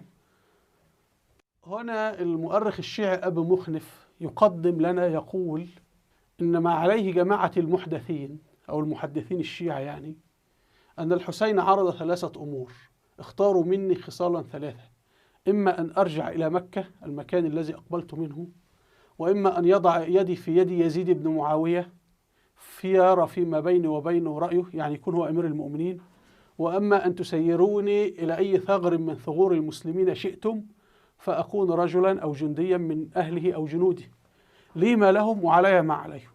هم المفروض يقبلوا منه هذه العروض ال3 وما يصح أن يقتلوه. طيب، نأتي الآن إلى مؤرخ شيعي آخر اسمه عمار الدهني، وعاش بعد هذه الحرب ب50 سنة. فيقول إن سيدنا الحسين هو الذي بدأ القتال، وأنه لما علم أن ابن عمه مسلم بن عقيل قتل داخل الكوفة قرر أن يقاتل لا لشيء إلا أخذا بثأر مسلم بن عقيل، يعني هو الذي بدأ هذه الحرب وبدأ القتال. فيقول حديث عمار الدهني، عمار الدهني هو راوي شيعي أصلا، فيقول أن سيدنا الحسين هم أن يرجع، ولكن إخوة مسلم بن عقيل قالوا: والله لا نرجع حتى نصيب بثأرنا أو نقتلهم كما قتلوننا يعني. فقال: لا خير في الحياة بعدكم، فصار. فالمهم اندلعت الحرب بسبب هذا وفقا لرواية هذا المؤرخ الشيعي. وانتبهوا أن هذا المؤرخ الشيعي يبرئ يزيد أيضا، يعني يقول حسين هو الذي صمم على القتال أخذا بالثأر. أبو مخنف يأتينا برواية أخرى ويقول في شخص اسمه عقبة ابن سمعان، كان جندي من جنود الحسين، قال: صحبت الحسين فخرجت معه من المدينة إلى مكة ومن مكة إلى العراق ولم أفارقه حتى قتل، وليس من مخاطبته الناس كلمة بالمدينة ولا بمكة ولا في الطريق ولا بالعراق ولا في العسكر إلى يوم مقتله إلا وقد سمعته، أنا عارف كل حاجة. ألا والله ما أعطاهم ما يتذاكر الناس به وما يزعمون من أن يضع يده في يد يزيد بن معاوية، يعني هو رفض البيعة ولا أن يسيروه إلى ثغر من الثغور المسلمين، رفض يروح يحارب يجاهد يعني، ولكنه قال دعوني فلا أذهب في هذه الأرض العريضة حتى ننظر ما يصير أمر الناس. يعني سيبوني أروح في أي مكان وبعدين نشوف الناس هتختار يزيد ولا تختارني. هذه رواية شخص يقول إنه كان جندي مع الحسين في المكان. السؤال لماذا لم يقتل؟ والسؤال أبو مخنف لماذا يقبلها؟ أبو مخنف كان يعرف لأنه مخنف أصلا من الكوفة وجده كان مع سيدنا علي، يعني هو يعلم ماذا حدث بالضبط. لماذا جيش الكوفة لم يقتل هذا الراوي؟ هذا سؤال. ونأتي لابن سيدنا الحسين، راجل كبير اللي هو زين العابدين، علي اللي هيكون اسمه شرطه زين العابدين، علي بن الحسين الشهير بزين العابدين، عمره 23 سنة وجيش الكوفة لم يقتله. لماذا؟ هنا حضراتكم واقعة غريبة جدا. هذا الشخص علي بن الحسين لماذا لم يقتلوه؟ كان عمره 23 سنة. الروايات الشيعية تقول إنه كان مريض فلم يشارك في المعركة، فجيش الكوفة لم يقتله، الجيش الوالي الكوفة. طب لماذا لم يقتلوه؟ المفروض هؤلاء الناس ظلموا وقتلوا ولا تخاف الله، فمفروض رجل كبير يعني 23 سنة عنده أطفال أصلا، فكان المفروض يقتلوه، لأنهم لم يقتلوه ولم يقتلوا الراوي الآخر. فالسؤال هل استسلم؟ هل فعلا كان مريض؟ هل حدث شيء ما؟ الله أعلم. لأنه علي زين العابدين رضي الله عنه ده إمام فاضل وهيؤيد يزيد فيما بعد وهيؤيد الدولة الأموية بالمناسبة كما سنرى. نأتي الآن إلى رواية الحسين ابن عبد الرحمن. الحسين بن عبد الرحمن زعم أن والي الكوفة أمير الكوفة أمر بقتل سيدنا الحسين وإنشاب القتال، وبيستشهد إلى جندي في الجيش الذي قتل سيدنا الحسين. لكن هذه الشهادة لا تصح، لأنه كما سنقرأ يقول أنه جاء رجل إلى عمرو بن سيدنا سعد بن أبي وقاص من 10 المبشرين بالجنة وحدثه في أذنه فساره في أذنه، يعني كان كلام سري، فأنتم لم تسمعوا ماذا قال أصلا. فيقول الحسين وحدثني سعد بن عبيدة، هذا جندي في الجيش اللي قتل سيدنا الحسين، قال إنا لمستنقعون في الماء مع عمرو بن سعد إذ أتاه رجل فساره، يعني قال له كلام سر. نركز بقى على كلمة فسره، يعني لم يسمع أصلا. وقال له، هنا بقى بداية الكذب، إن ابن زياد اللي هو والي الكوفة عبيد الله بن زياد أمرك إن لم تقاتل القوم، قوم الحسين أو جيش الحسين أو جنود الحسين، أن يضرب عنقك. طبعا الله أعلم هم قطعوا رأس الحسين، هم لم يقطعوا رأس الحسين، وإن كانوا قد فعلوا هذه الجريمة لا يجوز التمثيل بالموتى، وإن كانوا قد بدأوا القتال فهم أيضا مرتكبون لجريمة. يعني احنا لابد، لأن هذا كله سنحاسب أمام الله سبحانه وتعالى على كل كلمة ننطقها. وأرجو منكم نزلوا هذا الفيديو وانشروه واحفظوه ونزلوا كل فيديوهاتي. هذه الفيديوهات أنا عاملها لوجه الله تعالى، وهذه الفيديوهات أنا أنشرها حسبة لله سبحانه وتعالى. سيدنا يزيد الآن هو بين يدي الله، وسيدنا الحسين بين يدي الله، فكلامنا لن يزيد من سيدنا يزيد شيئا ولن ينقص من سيدنا الحسين شيئا، وحسابهما أمام الله سبحانه وتعالى، فهو الذي اطلع على كل شيء. لكن نحن نتحدث عن صالح المسلمين اليوم، والحقيقة إن المسلمين يعرفوا الحقيقة حتى لا تضيع. يكفينا ضاعت سوريا، يكفينا ضاعت لبنان، يكفينا ضاعت إيران، يكفينا ضاعت اليمن. هل تريدون أن تضيع دول الخليج؟ أن تضيع باكستان؟ أن تضيع تركيا؟ أن تضيع الجزائر؟ أن تضيع المغرب؟ أن تضيع نيجيريا؟ طيب المهم هو بيقول فوضع بين يديه وأخذ ينكت بقضيبه. طبعا إنه هل هذا الجندي كان حاضرا داخل القصر؟ يعني هذا جندي من 4000 جندي، الجيش اللي قتل حسين 4000 جندي، كانوا 1000 في البداية ثم زيدوا إلى 4000. هل دخل القصر وجلس في مجلس عبيد الله بن زياد الوالي وأجلسه وشاهد الموقف؟ يعني أنت تأتيك حكاية، الشاهد لا يقول كيف عرف أصلا ولا يقول أنا شاهدت، فهذه كلها أقوال مرسلة. لذلك نقول حتى لا يوجد لدينا شاهد يقول أنا حضرت ورأيت، فيعني يمكنك أن تبدأ تحقق. يضيف وجيء بنساء الحسين وبناته وأهله، وكان أحسن شيء صنعه الوالي الكوفة يعني أن أمر لهن بمنزل في مكان فندق، شقة، مكان معتزل، وأجرى عليهن رزقا، يعني بقى لهم أكل وطعام وشراب، وأمر لهن بنفقة أموال وكسوة. حضراتكم يا جماعة هذه الرواية أيضا من رواية المؤرخ الشيعي أبو مخنف، يتحدث عن حسن معاملة سيدنا يزيد لنساء سيدنا الحسين، ودي رواية المؤرخ الشيعي أبو مخنف. يعني في البداية تجد الإمام الطبري يقول قال أبو مخنف المؤرخ الشيعي، وهذا يفيد على وجه قاطع أنه لم ترسل رأس الحسين إلى سيدنا يزيد في دمشق على الإطلاق، وإلا كانت نساء سيدنا الحسين ستكون غاضبات إلى آخره، لكن سنجدهن يشكرن في سيدنا يزيد وأنه عاملهن معاملة جيدة إلى آخره. وهنا لما نقرأ الرسالة، تعالوا نقرأ الشهادة بتاعتهم. قال يزيد بن معاوية أمير المؤمنين يا نعمان بن بشير، هذا صحابي وكان من مستشار سيدنا يزيد، جهزهم بما يصلحهم، وفر لهم الأكل الملبس المشرب، وابعث معهم رجلا من أهل الشام أمينا صالحا. شوفوا دي رواية الشيعة، يعني المؤرخ الشيعي إنه يزيد يقول لابد أن اللي يصحب هذه القافلة من دمشق كي يعيد نساء الحسين، نساء الحسين من الكوفة إلى دمشق إلى المدينة، هات لهم رجل صالح وهم هيشكروا في هذا الرجل، وفي حرس يحميهم وكل شيء. ده مؤرخ الشيعة بتاعهم زمان. الآن بقى مشايخ المسلمين السنة يكذبون أكثر من أبي مخلف، والله عار عليكم. وابعث معهم رجلا من أهل الشام أمينا صالحا، وابعث معه خيلا حرس يعني وأعوانا جنود، فيسير بهم إلى المدينة المنورة. ثم أمر بالنسوة أن ينزلن في دار على حدة، يعني كلهم دار خاصة بالنساء، يعني معهن ما يصلحهن، ومعهن أخوهن علي بن الحسين اللي هيكون شرطه زين العابدين فيما بعد، في الدار التي هن فيها. قال فخرجنا حتى دخلنا دار يزيد، دار يزيد يعني مع نساء يزيد يعني، فلم تبق من آل معاوية امرأة إلا استقبلتهن تبكي وتنوح على الحسين. يعني نساء سيدنا يزيد، نساء سيدنا معاوية، قريبات سيدنا يزيد، قريبات سيدنا معاوية، كنا يبكين على مقتل الحسين. الذي ينقل هذا لنا مؤرخ شيعي. فأقاموا عليه المناحة 3، وكان يزيد لا يتغدى ولا يتعشى، لا يتناول الطعام يعني، إلا إذا دعا علي بن الحسين إليه، ابن سيدنا الحسين. وأبو مخنف يورد شهادات كثيرة عن حسن معاملة سيدنا يزيد، أنا اخترت شهادة واحدة فقط حتى لا يطول الفيديو، هو طويل أصلا يعني. طيب لما أرادوا السفر، لما أرادوا أن يخرجوا إلى المدينة، دعا أمير المؤمنين يزيد، دعا علي ابن سيدنا الحسين زين العابدين، ثم قال له لعن الله ابن مرجانة. ابن مرجانة هو ولي الكوفة، أمه اسمها كانت مرجانة، يعني بيشتموا يعني. لعن الله ابن مرجانة، أما والله لو أني صاحبه، يعني لو أنا صاحب الحسين، لو أنا اللي كنت موجود في قيادة الجيش هذا، ما سألني الحسين خصلة أبدا إلا أعطيتها إياه. لو كان طلب مني أي حاجة كنت وافقت يعني، ولا دفعت الحتف عنه بكل ما استطعت، ولو بهلاك بعض ولدي، ولكن الله قضى ما رأيت.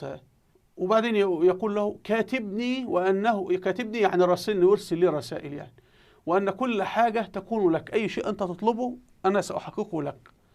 شوفوا أخلاق بني أمية وأدب بني أمية، كانوا فرسانا والله.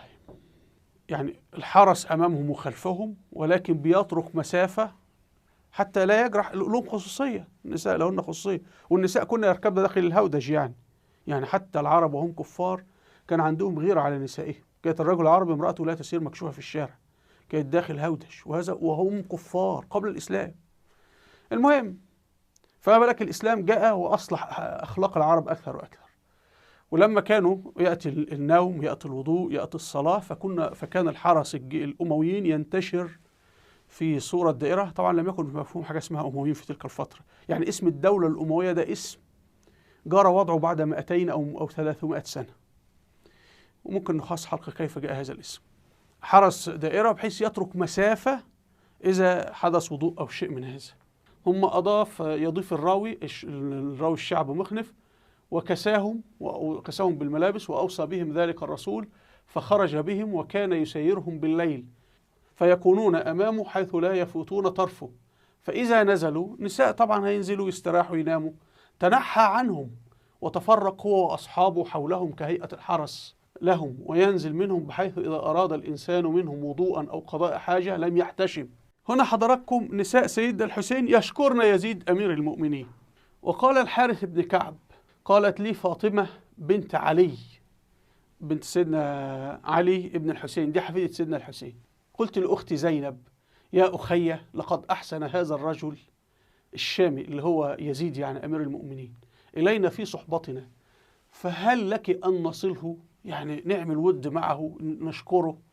فقالت والله ما معنا شيء نصله به إلا حلينا، يعني لا يوجد معنا هدية إلا الذهب الذي في أيدينا. قالت لا فنعطيه حلينا، يعني نعطيه الذهب. قالت فأخذت سواري ودملجي وأخذت أختي وسوارها ودملجها فبعثنا بذلك إليه واعتذرنا إليه إلى يزيد أمير المؤمنين وقلنا له هذا جزاؤك بصحبتك إيانا بالحسن من الفعل. فقال لو كان الذي صنعته إنما هو للدنيا كان في حليكن ما يرضيني ودونه. يعني لو أنا بعمل هذا من أجل مقابل أجر فده أجر كافي جدا لكذا، ولكن هذا ما يقول يزيد أمير المؤمنين والله ما فعلته إلا لله ولقرابتكم من رسول الله صلى الله عليه وسلم. هنا سؤال يا جماعة احنا بنطرحه والكثيرون، يزيد لماذا لم يثأر من قتلة الحسين؟ فلماذا لا يقال نفس الأمر بالنسبة لسيدنا علي؟ سيدنا علي لم يقتل قتلة عثمان، تركهم بل أصبحوا جنودا في جيشه. يعني إذا التمست العذر لسيدنا علي لابد تلتمس العذر لسيدنا يزيد. إذا قلت قرار سيدنا علي صحيح يبقى لابد تقول إن قرار سيدنا يزيد صحيح، لأنهما موقفان متشابهان متماثلين. فإحنا بنطرح الأمور بشفافية. تعالوا نكمل. ننتقل الآن إلى معركة الحرة. معركة الحرة وقعت سنة 63 هجري بعد مقتل الحسين ب3 سنوات، ووقعت في المدينة المنورة. كانت بين جيش أمير المؤمنين سيدنا يزيد وبين سكان المدينة الذين أعلنوا ولائهم لعبد الله بن الزبير. ما الذي حدث؟ نرجع للأحداث. قلنا أنه الحسين والزبير توجهوا إلى مكة، وبعد ذلك الحسين توجه إلى القادسية، وبعدين حصلت معركة كربلاء هنا وقتل الحسين. فكده الحسين خرج من المنافسة على الخلافة. تبقى من؟ تبقى عبد الله بن الزبير، وكان يصلح خليفة، كان رجل صالح وكان عنده دماغ، لكنه ارتكب بعض الأخطاء. وأنا كنت أؤيد عبد الله بن الزبير لمدة 6 شهور مضت، أنا بكلمكم بصراحة. لكن فوجئت أنه أخو سيدنا الحسين محمد ابن علي بن أبي طالب رفض يبايعه، رغم الزبير هذا ظل يحكم مكة 9 سنوات، ورغم ذلك محمد أخو سيدنا الحسين ابن علي بن أبي طالب رفض تماما مبايعته. يعني بايع يزيد ورفض يبايع عبد الله بن الزبير، هو يجلس في مكة معه، حبسه، بايعني، رفض. حتى لما سيدنا يزيد مات ولم يعد هناك خليفة معلن للمسلمين رفض يبايع عبد الله بن الزبير. لماذا؟ طبعا هو ليس أمامنا كشخص، هو رجل عابد وصالح وكذا، لكن هل يصلح للإدارة لقيادة الجيش؟ أنت صالح وعابد وحافظ القرآن، لكن لا يصح أنك تعمل عملية قلب يعني. المهم بعد مقتل الحسين بدأ المعارضين لسيدنا يزيد يلغون بيعتهم ويتجمعون حول ابن الزبير في مكة، لأنه كان جالس في الكعبة وخلي بالكم أنه الدولة لم تبدأ بقتاله، بل الذي حدث أنه سيدنا يزيد اللي هو الخليفة أرسل رسولا إلى المدينة وأمروا أنه يرسل قوة إلى مكة، فأرسل له أخيه عمرو. يعني خلي بالكم 2 إخوة ضد بعض، واحد يؤيد يزيد والآخر يؤيد، بينهم خلاف، وهم الاثنين أبناء صحابة، وهم الاثنين أبناء صحابية اللي هي أسماء بنت أبي بكر، وهكذا يحدث. يا جماعة المسلمون بشر تسري عليهم كل القواعد، يعني كما أن المسلم والكافر يمرضان ويموتان ويولدان هكذا يحدث يعني. ولكن هنلاحظ أخلاق المسلمين، يعني مثلا في معاملة نساء الحسين، في عدم قتل علي زين العابدين، وحتى حصل هذا مع عبد الله بن الزبير يعني. فأرسل له أخوه. تخيلوا بقى من الذي بدأ القتال، وهذا تاريخ كتب بعد نهاية الدولة الأموية كلها، يعني كتبه الأعداء، قالوا الذي بدأ القتال عبد الله بن الزبير. كانوا يصلون خلف بعض في الكعبة، فإذا بأحد مساعدي اسمه عبد الله بن صفوان، أحد مساعدي عبد الله بن الزبير، يقول له اقتل أخيك، فقتل أخيه. هذه رواية موجودة، صح خطأ الله أعلم. ثم الدولة تركت عبد الله بن الزبير في الكعبة 3 سنوات، وفي 3 سنوات كان يقوم بدعوة سرية ويأخذ مبايعة سرية من الناس دون علن، إلى أنه في النهاية استطاع أنه هو يستميل كتلة كبيرة من سكان المدينة، فأرسل إلى سكان المدينة بعضهم بايعه. لما سكان المدينة بايعوه طردوا بني أمية. هنا حضراتكم هيرسل دمشق أو الخليفة هيرسل جيش إلى المدينة، وهتحدث موقعة الحرة. موقعة الحرة قتل فيها قتالا 300 شخص للأسف الشديد في موقعة الحرة في القتال، ولم يحدث استباحة المدينة. الرواية التاريخية الثابتة أنه لما سكان المدينة استسلموا نزلوا على حكم سيدنا يزيد، ولا نعرف ماذا حكم يزيد لأنه يزيد مات مباشرة، فيبدو أنه عفى عنهم، لكن لم يحدث شيء، لأنه لو جرى قتل لهم بعد ذلك بشهرين على ما الرسول يذهب ويعود كان بلغنا أخبار أخرى، لأن دي وقائع لا يمكن إخفاءها. ولم يحدث استباحة للمدينة، لم يحدث اغتصاب أحد. كل هذه اغتصاب النساء في المدينة رواية المؤرخ الشيعي الواقدي، ووضع آلاف الأحاديث المكذوبة على لسان الرسول صلى الله عليه وسلم. تعالوا نبدأ ونرى بداية أخلاق سيدنا يزيد كما جاءت في صحيح البخاري وفي صحيح الإمام مسلم، الإمامين البخاري ومسلم، وماذا يقولان عن هذه الواقعة، وهما يشهدان أن يزيد كان على حق. هنا في صحيح البخاري الحديث رقم 7111 يروي الإمام البخاري: لما خلع أهل المدينة المنورة يزيد ابن معاوية أمير المؤمنين جمع عبد الله بن عمر ابن الخطاب. عبد الله بن عمر عالم كبير، وهذا معروف يعني مشهور جدا عند الفقهاء والمفسرين والمحدثين. عبد الله بن عمر كان يؤيد يزيد، عبد الله بن عباس كان يؤيد يزيد، محمد بن أبي طالب يؤيد يزيد، عمرو أخو عبد الله بن الزبير كان يؤيد يزيد. فسكان المدينة لم يكونوا على قلب رجل واحد.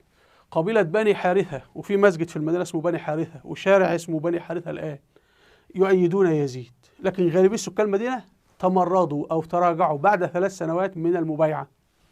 فيقول: جمع عبد الله بن عمر بن الخطاب حشمه، أتباعه يعني وعبيده كذا، وولده، وقال: إني سمعت النبي صلى الله عليه وسلم يقول: ينصب لكل غادر لواء يوم القيامة.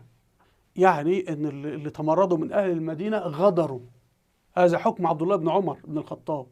وإن سكان المدينة قد بايعنا هذا الرجل على بيع الله ورسوله، وإني لا أعلم غدرا أعظم من أن يبايع رجل على بيع الله ورسوله ثم ينصب له القتال. فعبد الله بن عمر يشهد، وده أقوى مصدر تاريخي لنا هو صحيح البخاري، يعني هو كتاب حديث لكن كتاب تاريخ في نفس الوقت. يشهد أنه لا يزيد شرب خمر ولا كان سيء، لا، بل يزيد كان يسير بكتاب الله وسنة رسوله. ويضيف عبد الله بن عمر: وإني لا أعلم أحدا منكم خلع يزيد ولا بايع في هذا الأمر عبد الله بن الزبير إلا كانت الفيصل بيني وبينه، يعني أقطع علاقتي به.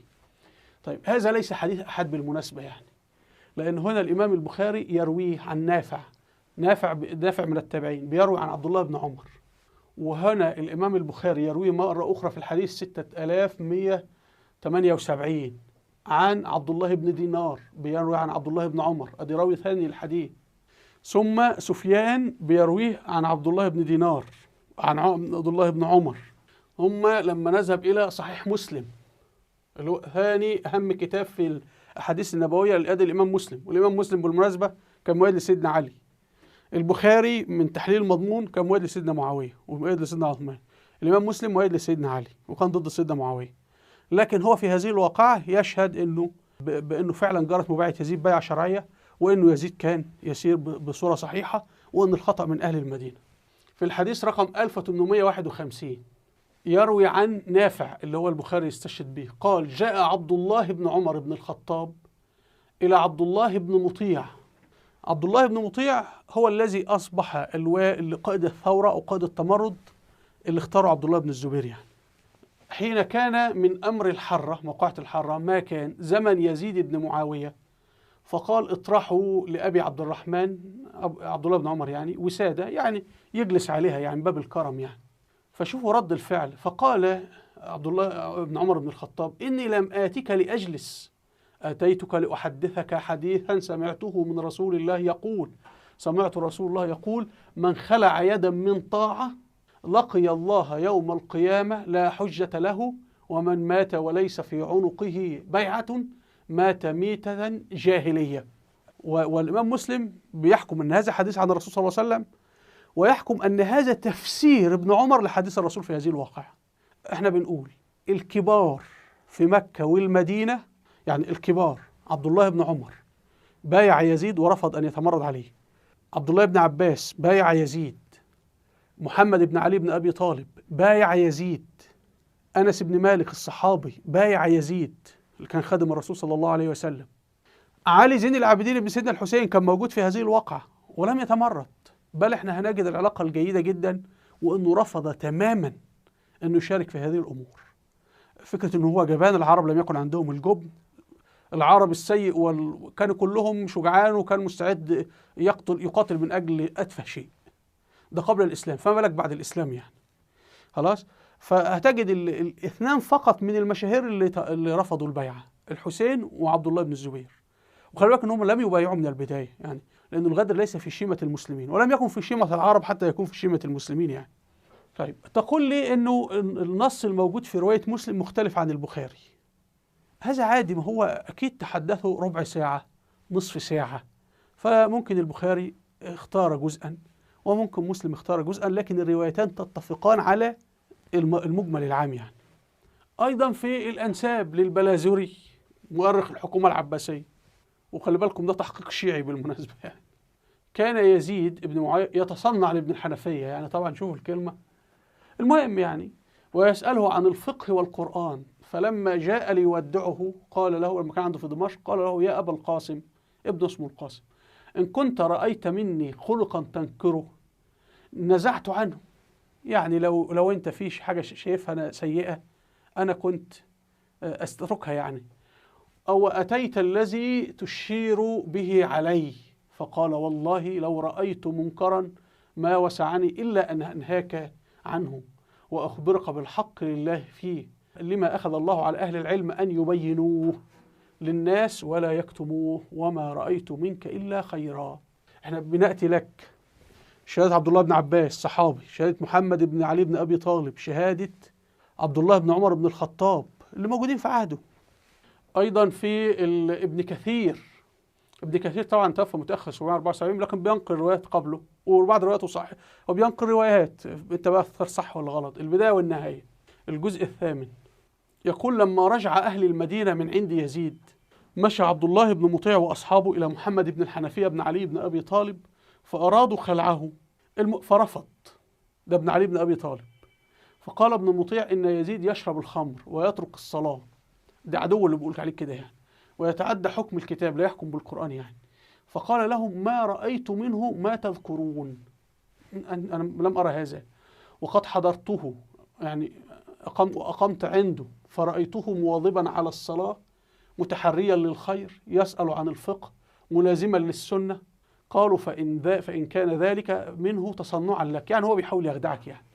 فقال: وما الذي خاف مني، أو يعني هو كان خايف مني ليه؟ حتى يظهر إلي الخشوع.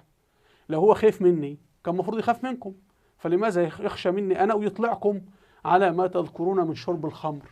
فلئن كان أطلعكم على ذلك إنكم لشركاء، لما هو بيشرب الخمر وأنتم حاضرين لماذا لم تنهوه؟ وإن لم يكن أطلعكم، يعني إن كان شرب الخمر في غيبة منكم، فما يحل لكم أن تشهدوا بما لم تعلموا، بتشهدوا بحاجة لم تشاهدوها.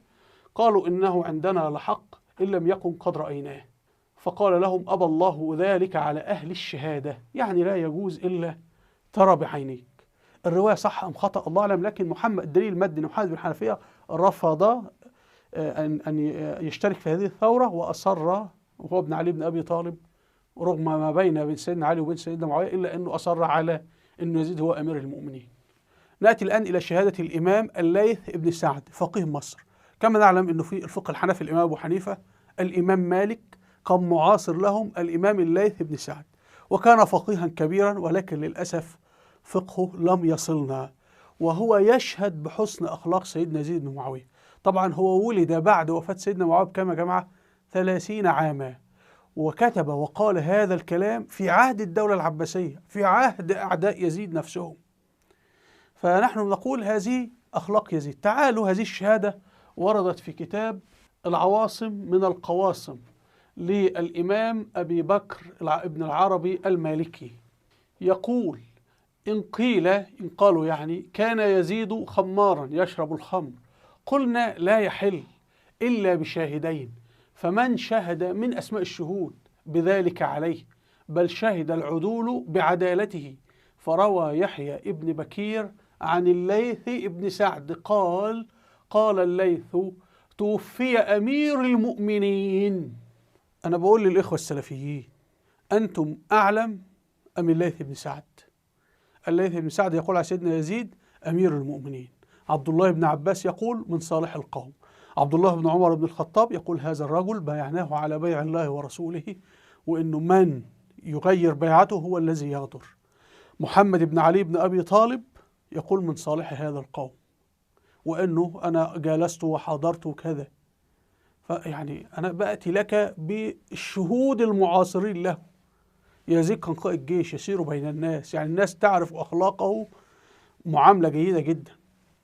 فيقول توفي أمير المؤمنين يزيد في تاريخ كذا، فسماه الليث أمير المؤمنين بعد ذهاب ملكهم، ملك بني أمية، وانقراض دولتهم، ولولا كونه عنده كذلك أمير المؤمنين ما قال إلا توفي يزيد، لو هو كان بيحتقره يعني. هذا الكلام ورد في صفحة 232. نأتي إلى شهادة الإمام أحمد بن حنبل، وهو من مؤسسي المذاهب الأربعة. ألف كتابا عن الزهد أدخل فيه يزيد بن معاوية.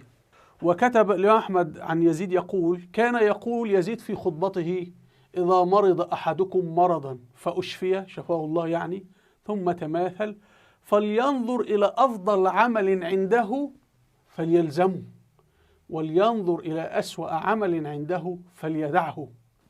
ويعلق هنا القاضي مؤلف الكتاب القاضي ابن عربي يقول: وهذا يدل على عظيم منزلته عند الإمام أحمد بن حنبل، حتى يدخله في جملة الزهاد من الصحابة والتابعين الذين يقتضى بقولهم. وهذا يدلنا على أن شتم يزيد من فوق المنابر هذه تعليمات أمريكية، وإلا كل المساجد لماذا تشتم يزيد ولا تشتم عبد الله بن سبأ؟ كل المساجد تقوم بإحياء قتل الحسين ولا تحيي قتل عثمان بن عفان الأهم من الحسين، ومقتل عثمان أشنع وأفظع وأبشع من قتل الحسين 100 المرات.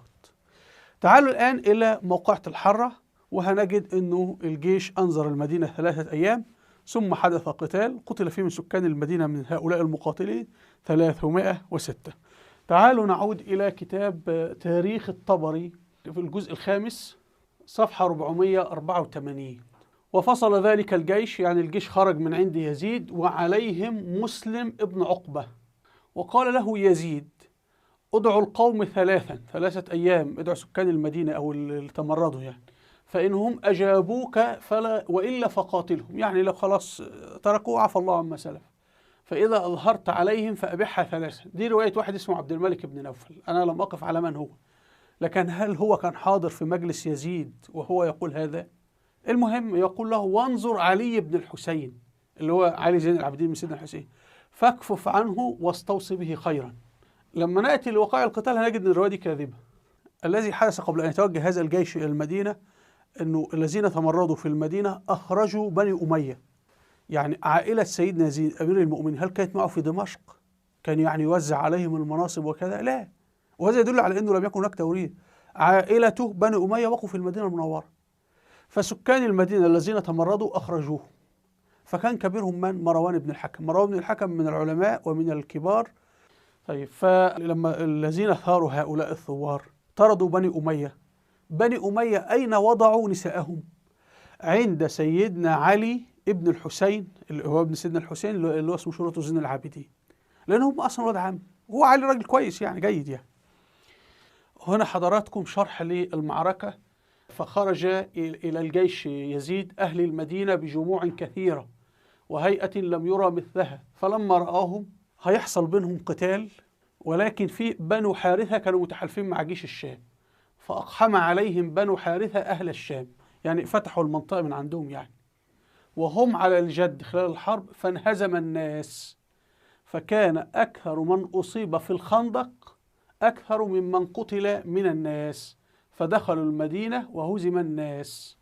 القتلى أين قتلوا؟ في مكان الخندق اللي كان الرسول صلى الله عليه وسلم حفره من قبل.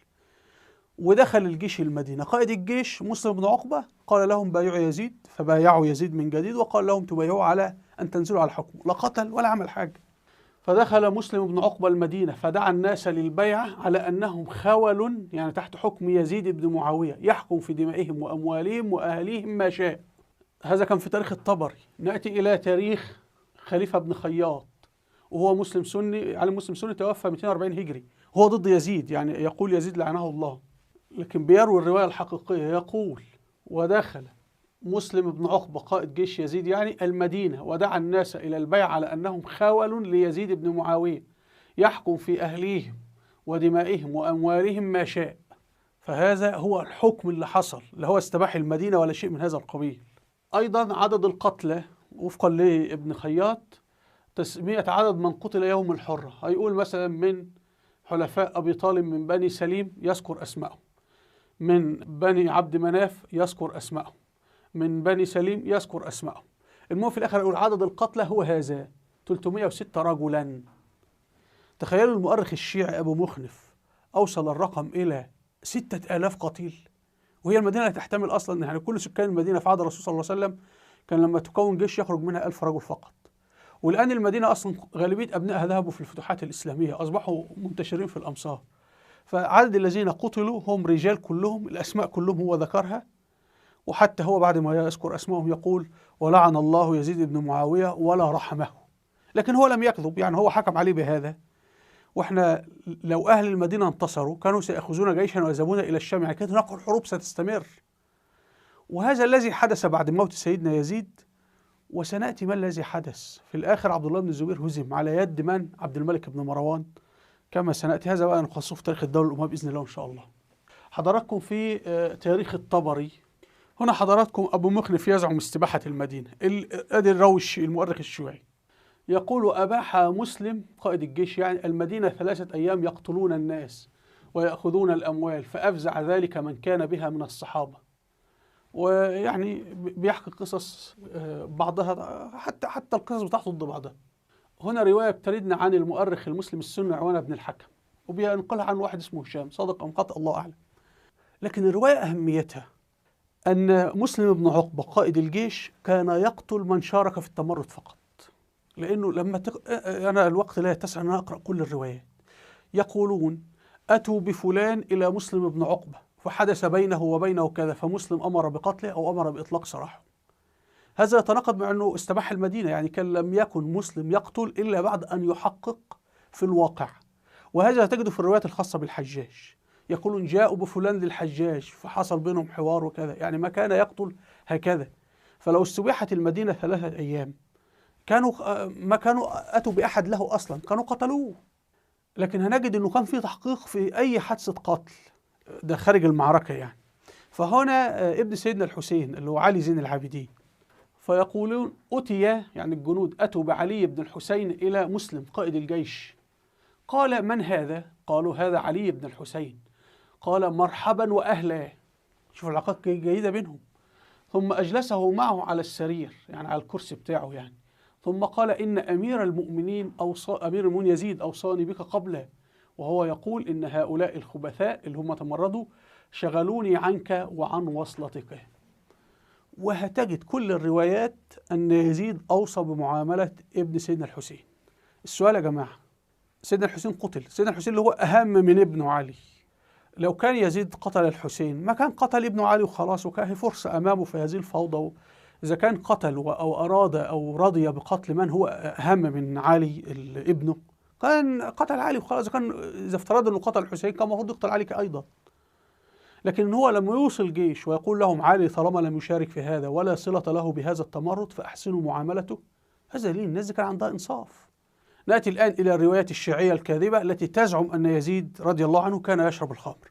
سيجد أن كل مؤرخيها شيعة. تخيلوا ثورة في سوريا الآن لو أسندنا تاريخها كتابة تاريخها إلى إيران، ماذا ستكتب؟ وهذا الذي سنقرأه الآن.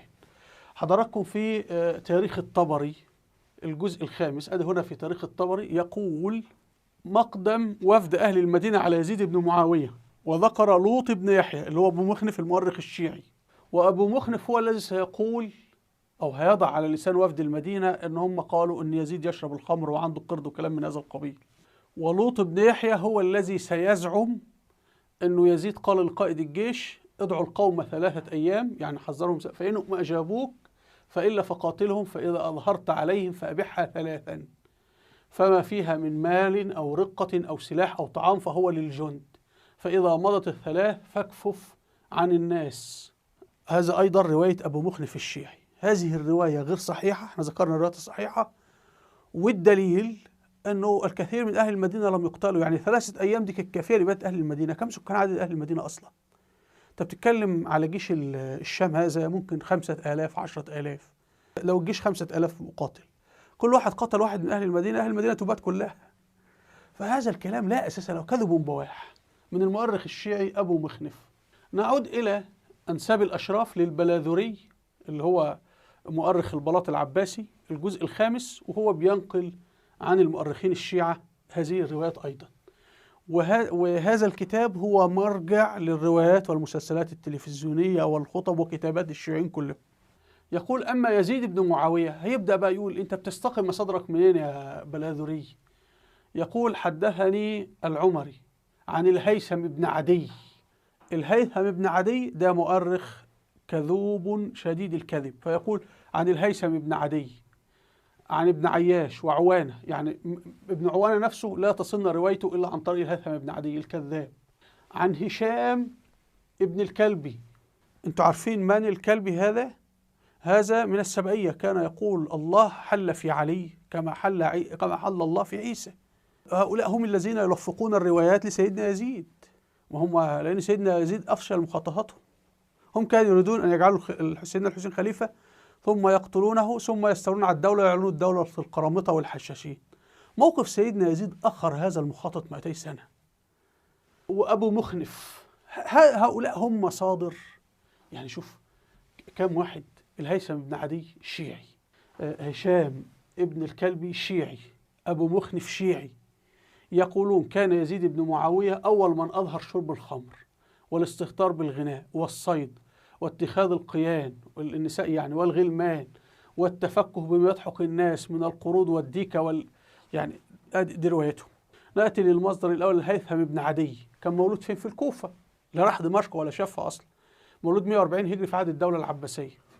سيرته مذكورة في كتاب معجم الأدباء لياقوت الحموي الرومي، الرجل الرومي اهو، مش تبعنا يا جماعة، يعني حد يقول متعصب للدولة الأموية ولا حاجة يعني. كتب ترجمة للهيثم بن عدي، نسيت أضع تقريبا الجزء 3. فهنا هو بيشرح من الهيثم بن عدي، فيقول قال البخاري ويحيى طبعا الإمام البخاري عالم الحديث ويحيى بن معين من علماء الحديث، ليث بثقة كان يكذب.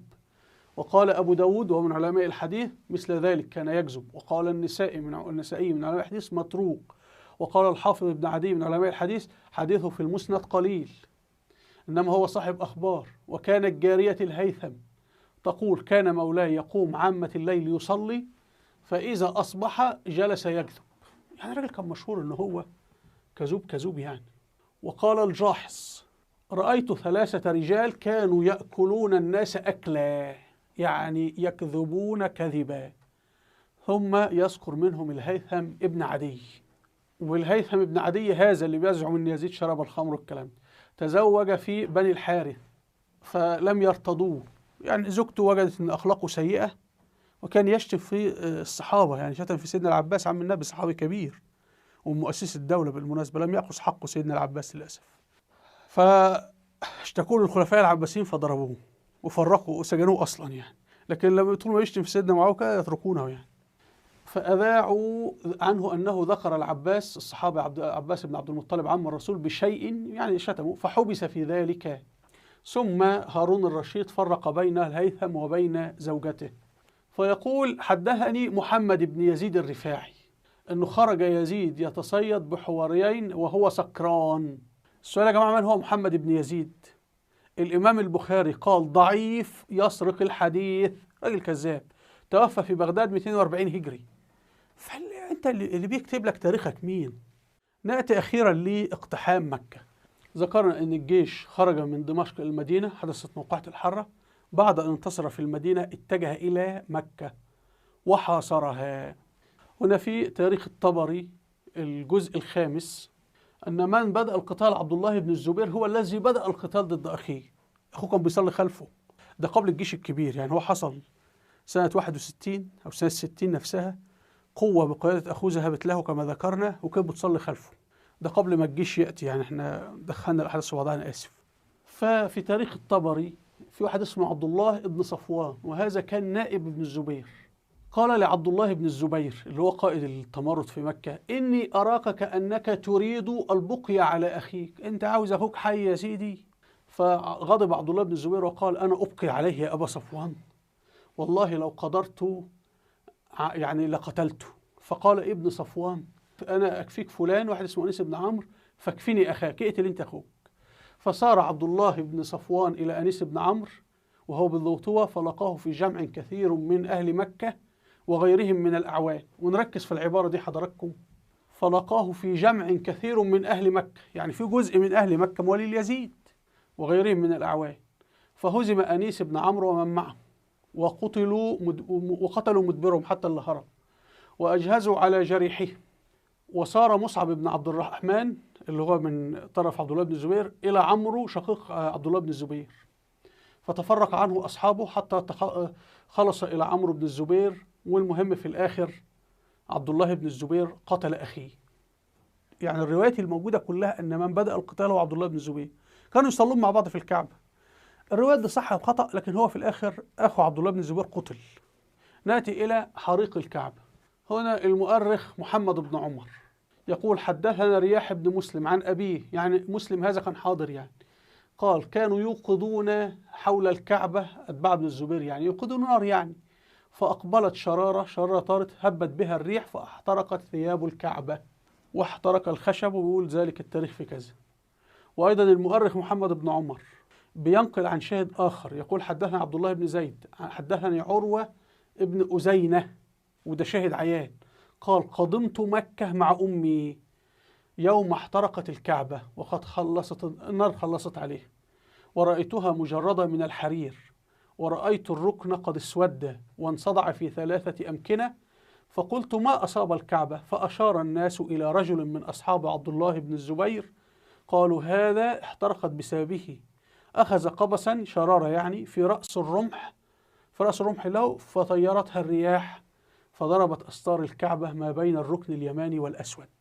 فإذا جندي بطريق الخطأ من جنود عبد الله بن الزبير هو المسؤول عن حريق الكعبة. نأتي أخيرا إلى أولاد سيدنا يزيد بن معاوية رضي الله عنه. هذا الكتاب هو عبارة عن قاموس لكل من روى حديث عن الرسول صلى الله عليه وسلم. أي شخص يقول رسول الله صلى الله عليه وسلم ووضع في كتب الأحاديث المسلمين السنة الكتب ال6 فتح له ملف وفيها ترجمته أو تاريخه وماذا فعل. ومن هؤلاء أبناء سيدنا يزيد ابن معاوية رضي الله عنه. حضراتكم في الترجمة 3995 عبد الرحمن ابن سيدنا يزيد ابن معاوية قال أبو زرعة الدمشقي إن معاوية وعبد الرحمن وخالد الثلاثة بنو يزيد كانوا من صالح القوم. وابن حبان ذكره في الثقات. أيضا في نفس الكتاب المجلد 8 انظروا من التلاميذ من الذين كانوا روى عنه إبراهيم ابن أبي حرة الحراني، وخالد بن عامر الزبادي الإفريقي، رجاء بن حيوة ده عالم كبير كان بينقل عنه، العباس بن عبيد الله بن العباس حفيد سيدنا العباس عم النبي، وعبيد الله بن العباس هذا من التابعين وهذا كان في جيش سيدنا علي، وعلي بن رباح اللخمي، ومحمد بن مسلم بن شهاب الزهري، وأبو الأخضر مولاه، وأبو الأعيس الخولاني، وأبو وزيرة رويزة العنسي. هؤلاء يا جماعة الذين بيرووا عن خالد ابن سيدنا يزيد، يرووا أحاديث الرسول صلى الله عليه وسلم. وقال عقيل بينقل عن ابن شهاب الزهري، ابن الزهري عالم كبير جدا يعني من التابعين، قال إن خالد بن يزيد كان يصوم الأعياد كلها السبت والأحد والجمعة. أيضا من أشرف أهل زمانه خالد بن يزيد بن معاوية. أخيرا نختم بصحيح البخاري، نختم بكلام الرسول صلى الله عليه وسلم، حديث رقم 2651. قال النبي صلى الله عليه وسلم: خيركم قرني، 100 سنة الأولى بتنتهي بعمر بن عبد العزيز، ثم الذين يلونهم، ثم الذين يلونهم. ثم هنا يكرر الإمام البخاري الحديث عن راوي آخر عن النبي صلى الله عليه وسلم قال: خير الناس قرني، ثم الذين يلونهم، ثم الذين يلونهم، ثم يجيء أقوام تسبق شهادة أحدهم يمينه ويمين شهادته. وهو هذا الذي حصل في العصر العباسي يعني. والرسول صلى الله عليه وسلم قال: الأمراء 12 أميرا، فابدأ بأبو بكر، عمر، عثمان، علي، معاوية، وسيدنا يزيد، وبعد ذلك ندخل في باقي خلفاء بني أمية. وفي صحيح مسلم رواية الإمام مسلم حديث الرسول صلى الله عليه وسلم: لا يزال الإسلام عزيزا 12 خليفة. نبدأ أبو بكر، عمر، عثمان، علي، معاوية، سيدنا يزيد هو الخليفة الراشد السادس. الذين يقولون إن الخلافة الراشدة 30 سنة هؤلاء يأخذون براوي شيعي كذاب. للأسف هذه الرواية مذكورة في تقريبا الترمذي. أنا عملت فيديو عن هذا بالتفصيل وجئت وبيروي عن واحد اسمه سفينة يقول إنه صحابة، الله أعلم إذا كان صحابي أم لا، يعني لم يرد ذكر له في معركة ولا شيء إلى آخره يعني. المهم يعني عندنا مشكلتين في روايتين، في من ينسب لسفينة وسفينة نفسه، ويكتب على اليوتيوب صور مشهور حديث الخلافة 30 عاما. وطبعا هنا بقى تدل العقلية الشيعية الملوثة، كيف أصبحت عقولنا ملوثة بالروايات الشيعية. يتركون صحيح البخاري، الإمام البخاري رفض حديث الخلافة 30 سنة، الإمام مسلم رفض حديث الخلافة 30 سنة. فيتركون يا أخي الأحاديث اللي هي أعلى درجة في الصحة في البخاري ومسلم، ويذهبون إلى أحاديث ضعيفة ويشيعونها على المنابر. لا تسودوا تاريخنا، حرام عليكم، حرام عليكم، لا تسودوا تاريخنا. ختاما نقول رضي الله عن سيدنا يزيد بن معاوية رضي الله عنه، ونقول لمن يسبه ويلعنه: اعلم أن الله سيحاسبك على الكذب. يعني أنت لو كذبت في حق أحد الناس، في حق صديقك، الله سيعذبك عن ذلك. فما بالك تكذب في تابعي، وتكذب في فاتح إسلامي عظيم، وفي أمير المؤمنين. والأخطر أن كذبك يضر الإسلام، لأنه معنى أنه سيدنا معاوية كان فاسد، سيدنا يزيد كان فاسد، أن رسالة الإسلام فشلت. لأنه الشيعة يقولون أن رسالة الرسول رسول فشل. الشيعة ماذا يقولون؟ يقولون الرسول حكم 10 سنوات كان فيها عدل وكانت جيدة، ما إن مات الرسول حتى انقلب المسلمون إلى مجموعة من المجرمين وكفروا وسرقوا ونهبوا. ومن المجرمين عند الشيعة بداية من أبو بكر الصديق إلى كل المسلمين الموجودين اليوم، يعني ما يتركون أحد. فبالنسبة لهم أن خلاص رسالة الإسلام دي فشلت أصلا، لا قيمة لها. وحتى القرآن نفسه يريدون أن يتخلصوا منه، يقولون محرف إلى آخره. السلفية للأسف الشديد يتفقون مع الشيعة في هذا التقييم، غير أن السلفية يقولون نستثني أول 30 سنة، يعني بعد 40 هجري كان ده 40 سنة، 10 سنوات الرسول و30 سنة الخلفاء الأربعة، وبعد ذلك تحول تاريخنا إلى السواد، يزيد الملعون. شوفوا الرواية السلفية متفقة مع الرواية الشيعية، وكل الأئمة على ضلال، أبو حنيفة ضال، والشافعي وابن حنبل، وكل هؤلاء لا يفهمون، والبخاري، ما كل هؤلاء كانوا يرفضون عقائد التقسيم إلى آخره. فهتجد الشيعة والسلفيين يقولون أن رسالة الإسلام قد فشلت، وسب ولعن الدولة الأموية عند الشيعة وعند السلفيين وما بعدها. لكن نحن نقول كما جاء في صحيح البخاري وكما جاء في صحيح مسلم: كان سيدنا يزيد على حق، كانت الدولة الأموية على حق. مسألة توريث الحكم هي ليس ما هو العثمانيين ورثوا، يعني حتى لما اللي خلعوا السلطان عبد الحميد أتوا من أمير من بني عثمان، لأن المسلمين كانوا يريدون النظام الحكم يسير بهذا الشكل. وأنا مش عاوز أدخل، الناس تسير إما خلف شخص معروف بعمله مثل أبو بكر الصديق، عمر بن الخطاب، هؤلاء سكان المدينة عارفين بعض، فأدوارهم محددة مسبقا، يعني بالضبط أنت وإخوتك معروف من الكبير ومن الصغير، ولما تضربوا بعض يعني خلاص بتعرفوا أخلاق بعض. فإما أنه تسمعون بعضكم وتتحدد الأدوار بالعمل، أن أنت تعلم أن هذا طبيب فيقول لك نام وأنا هفتح لك بطنك وانزع القلب ولا الكبد ولا كذا. هنا تحدد أدوار، أو هذا شرطي أو هذا جيش أو هذا كذا. أو يأتي شخص ثالث اللي هو أبوك يعني، ويقول لك اسمع كلام أخي، اللي هو مثلا سيدنا أبو بكر يقول لهم أنا أختار لكم عمر بن الخطاب، وهكذا. أو يحدث اتفاق اللي هو الانتخاب. ولذلك إذا احنا افترضنا أن الأمويين كانوا فاسدين، طب ماذا عن العثمانيين؟ ورثوا. ماذا عن السلاجقة؟ ورثوا. هل كانوا فاسدين؟ ماذا عن يوسف بن تشافين والمرابطين؟ ورثوا. ماذا عن صلاح الدين الأيوبي؟ يعني كل العائلات اللي حكمت العالم الإسلامي كلهم فسدة، كلهم. محمد الفاتح وسليمان القانوني ويوسف بن تشافين وصلاح الدين الأيوبي وقلب أرسلان كلهم فسد مثل سيدنا معاوية ورثوا؟ ولا كان المسلمون يتعذر إجراء الانتخابات في تلك الفترة فكانوا يلجؤون لهذا؟ فهذه أنظمة جمهورية. أنا ضد عودة التوريث حاليا، لأن الآن احنا نستطيع من خلال الانتخابات أن احنا نجمع الناس في يوم واحد ونجري الانتخابات، لكن حقيقة في ذلك الوقت يتعذر عملية الانتخابات بالمعنى اللي احنا بنجري اليوم. فكان حتى سكان المدينة هم الذين يختارون الخليفة، سكان العاصمة هم الذين يختارون الخليفة، سكان العاصمة دمشق اختاروا يزيد عن رضا منه، فكانت خلافته شرعية وخلافة راشدة، وهو سادس الخلفاء الراشدين رضي الله عن سيدنا يزيد بن معاوية رضي الله عنه. اللهم آمين. أرجو مشاهدينا أن تكون الصورة قد وضحت. وفي الختام هنا كتاب الدولة الأموية دولة الفتوحات الإسلامية. أرجو الاستماع لهذا الكتاب. والله هذه الدولة هي امتداد لخلافة أبي بكر وعمر وعثمان، وانظروا في تاريخها، اقرأوا تاريخ الطبري، اقرأوا هذا الكتاب، والكتب موجودة كثيرة على اليوتيوب، اسمعوها. اكتب كتاب تاريخ الدولة الأموية، اسمعوا تاريخنا الإسلامي العظيم. أرجو الاستماع لهذا الكتاب. هنا في ريزات على اليوتيوب، أرجو مشاهدتها. أسفل الفيديو رابط صفحات على الفيسبوك وتويتر، ورابط قناة على التليجرام. أرجو الاشتراك في القناة ونقل أمام فيديوهات الوثائقية والتاريخية. أرجو أن تشاهدوها الأئمة في مجال التاريخ. أرجو منكم الاشتراك في القناة بالضغط على هذا الزر. وإلى اللقاء، والسلام عليكم ورحمة الله وبركاته.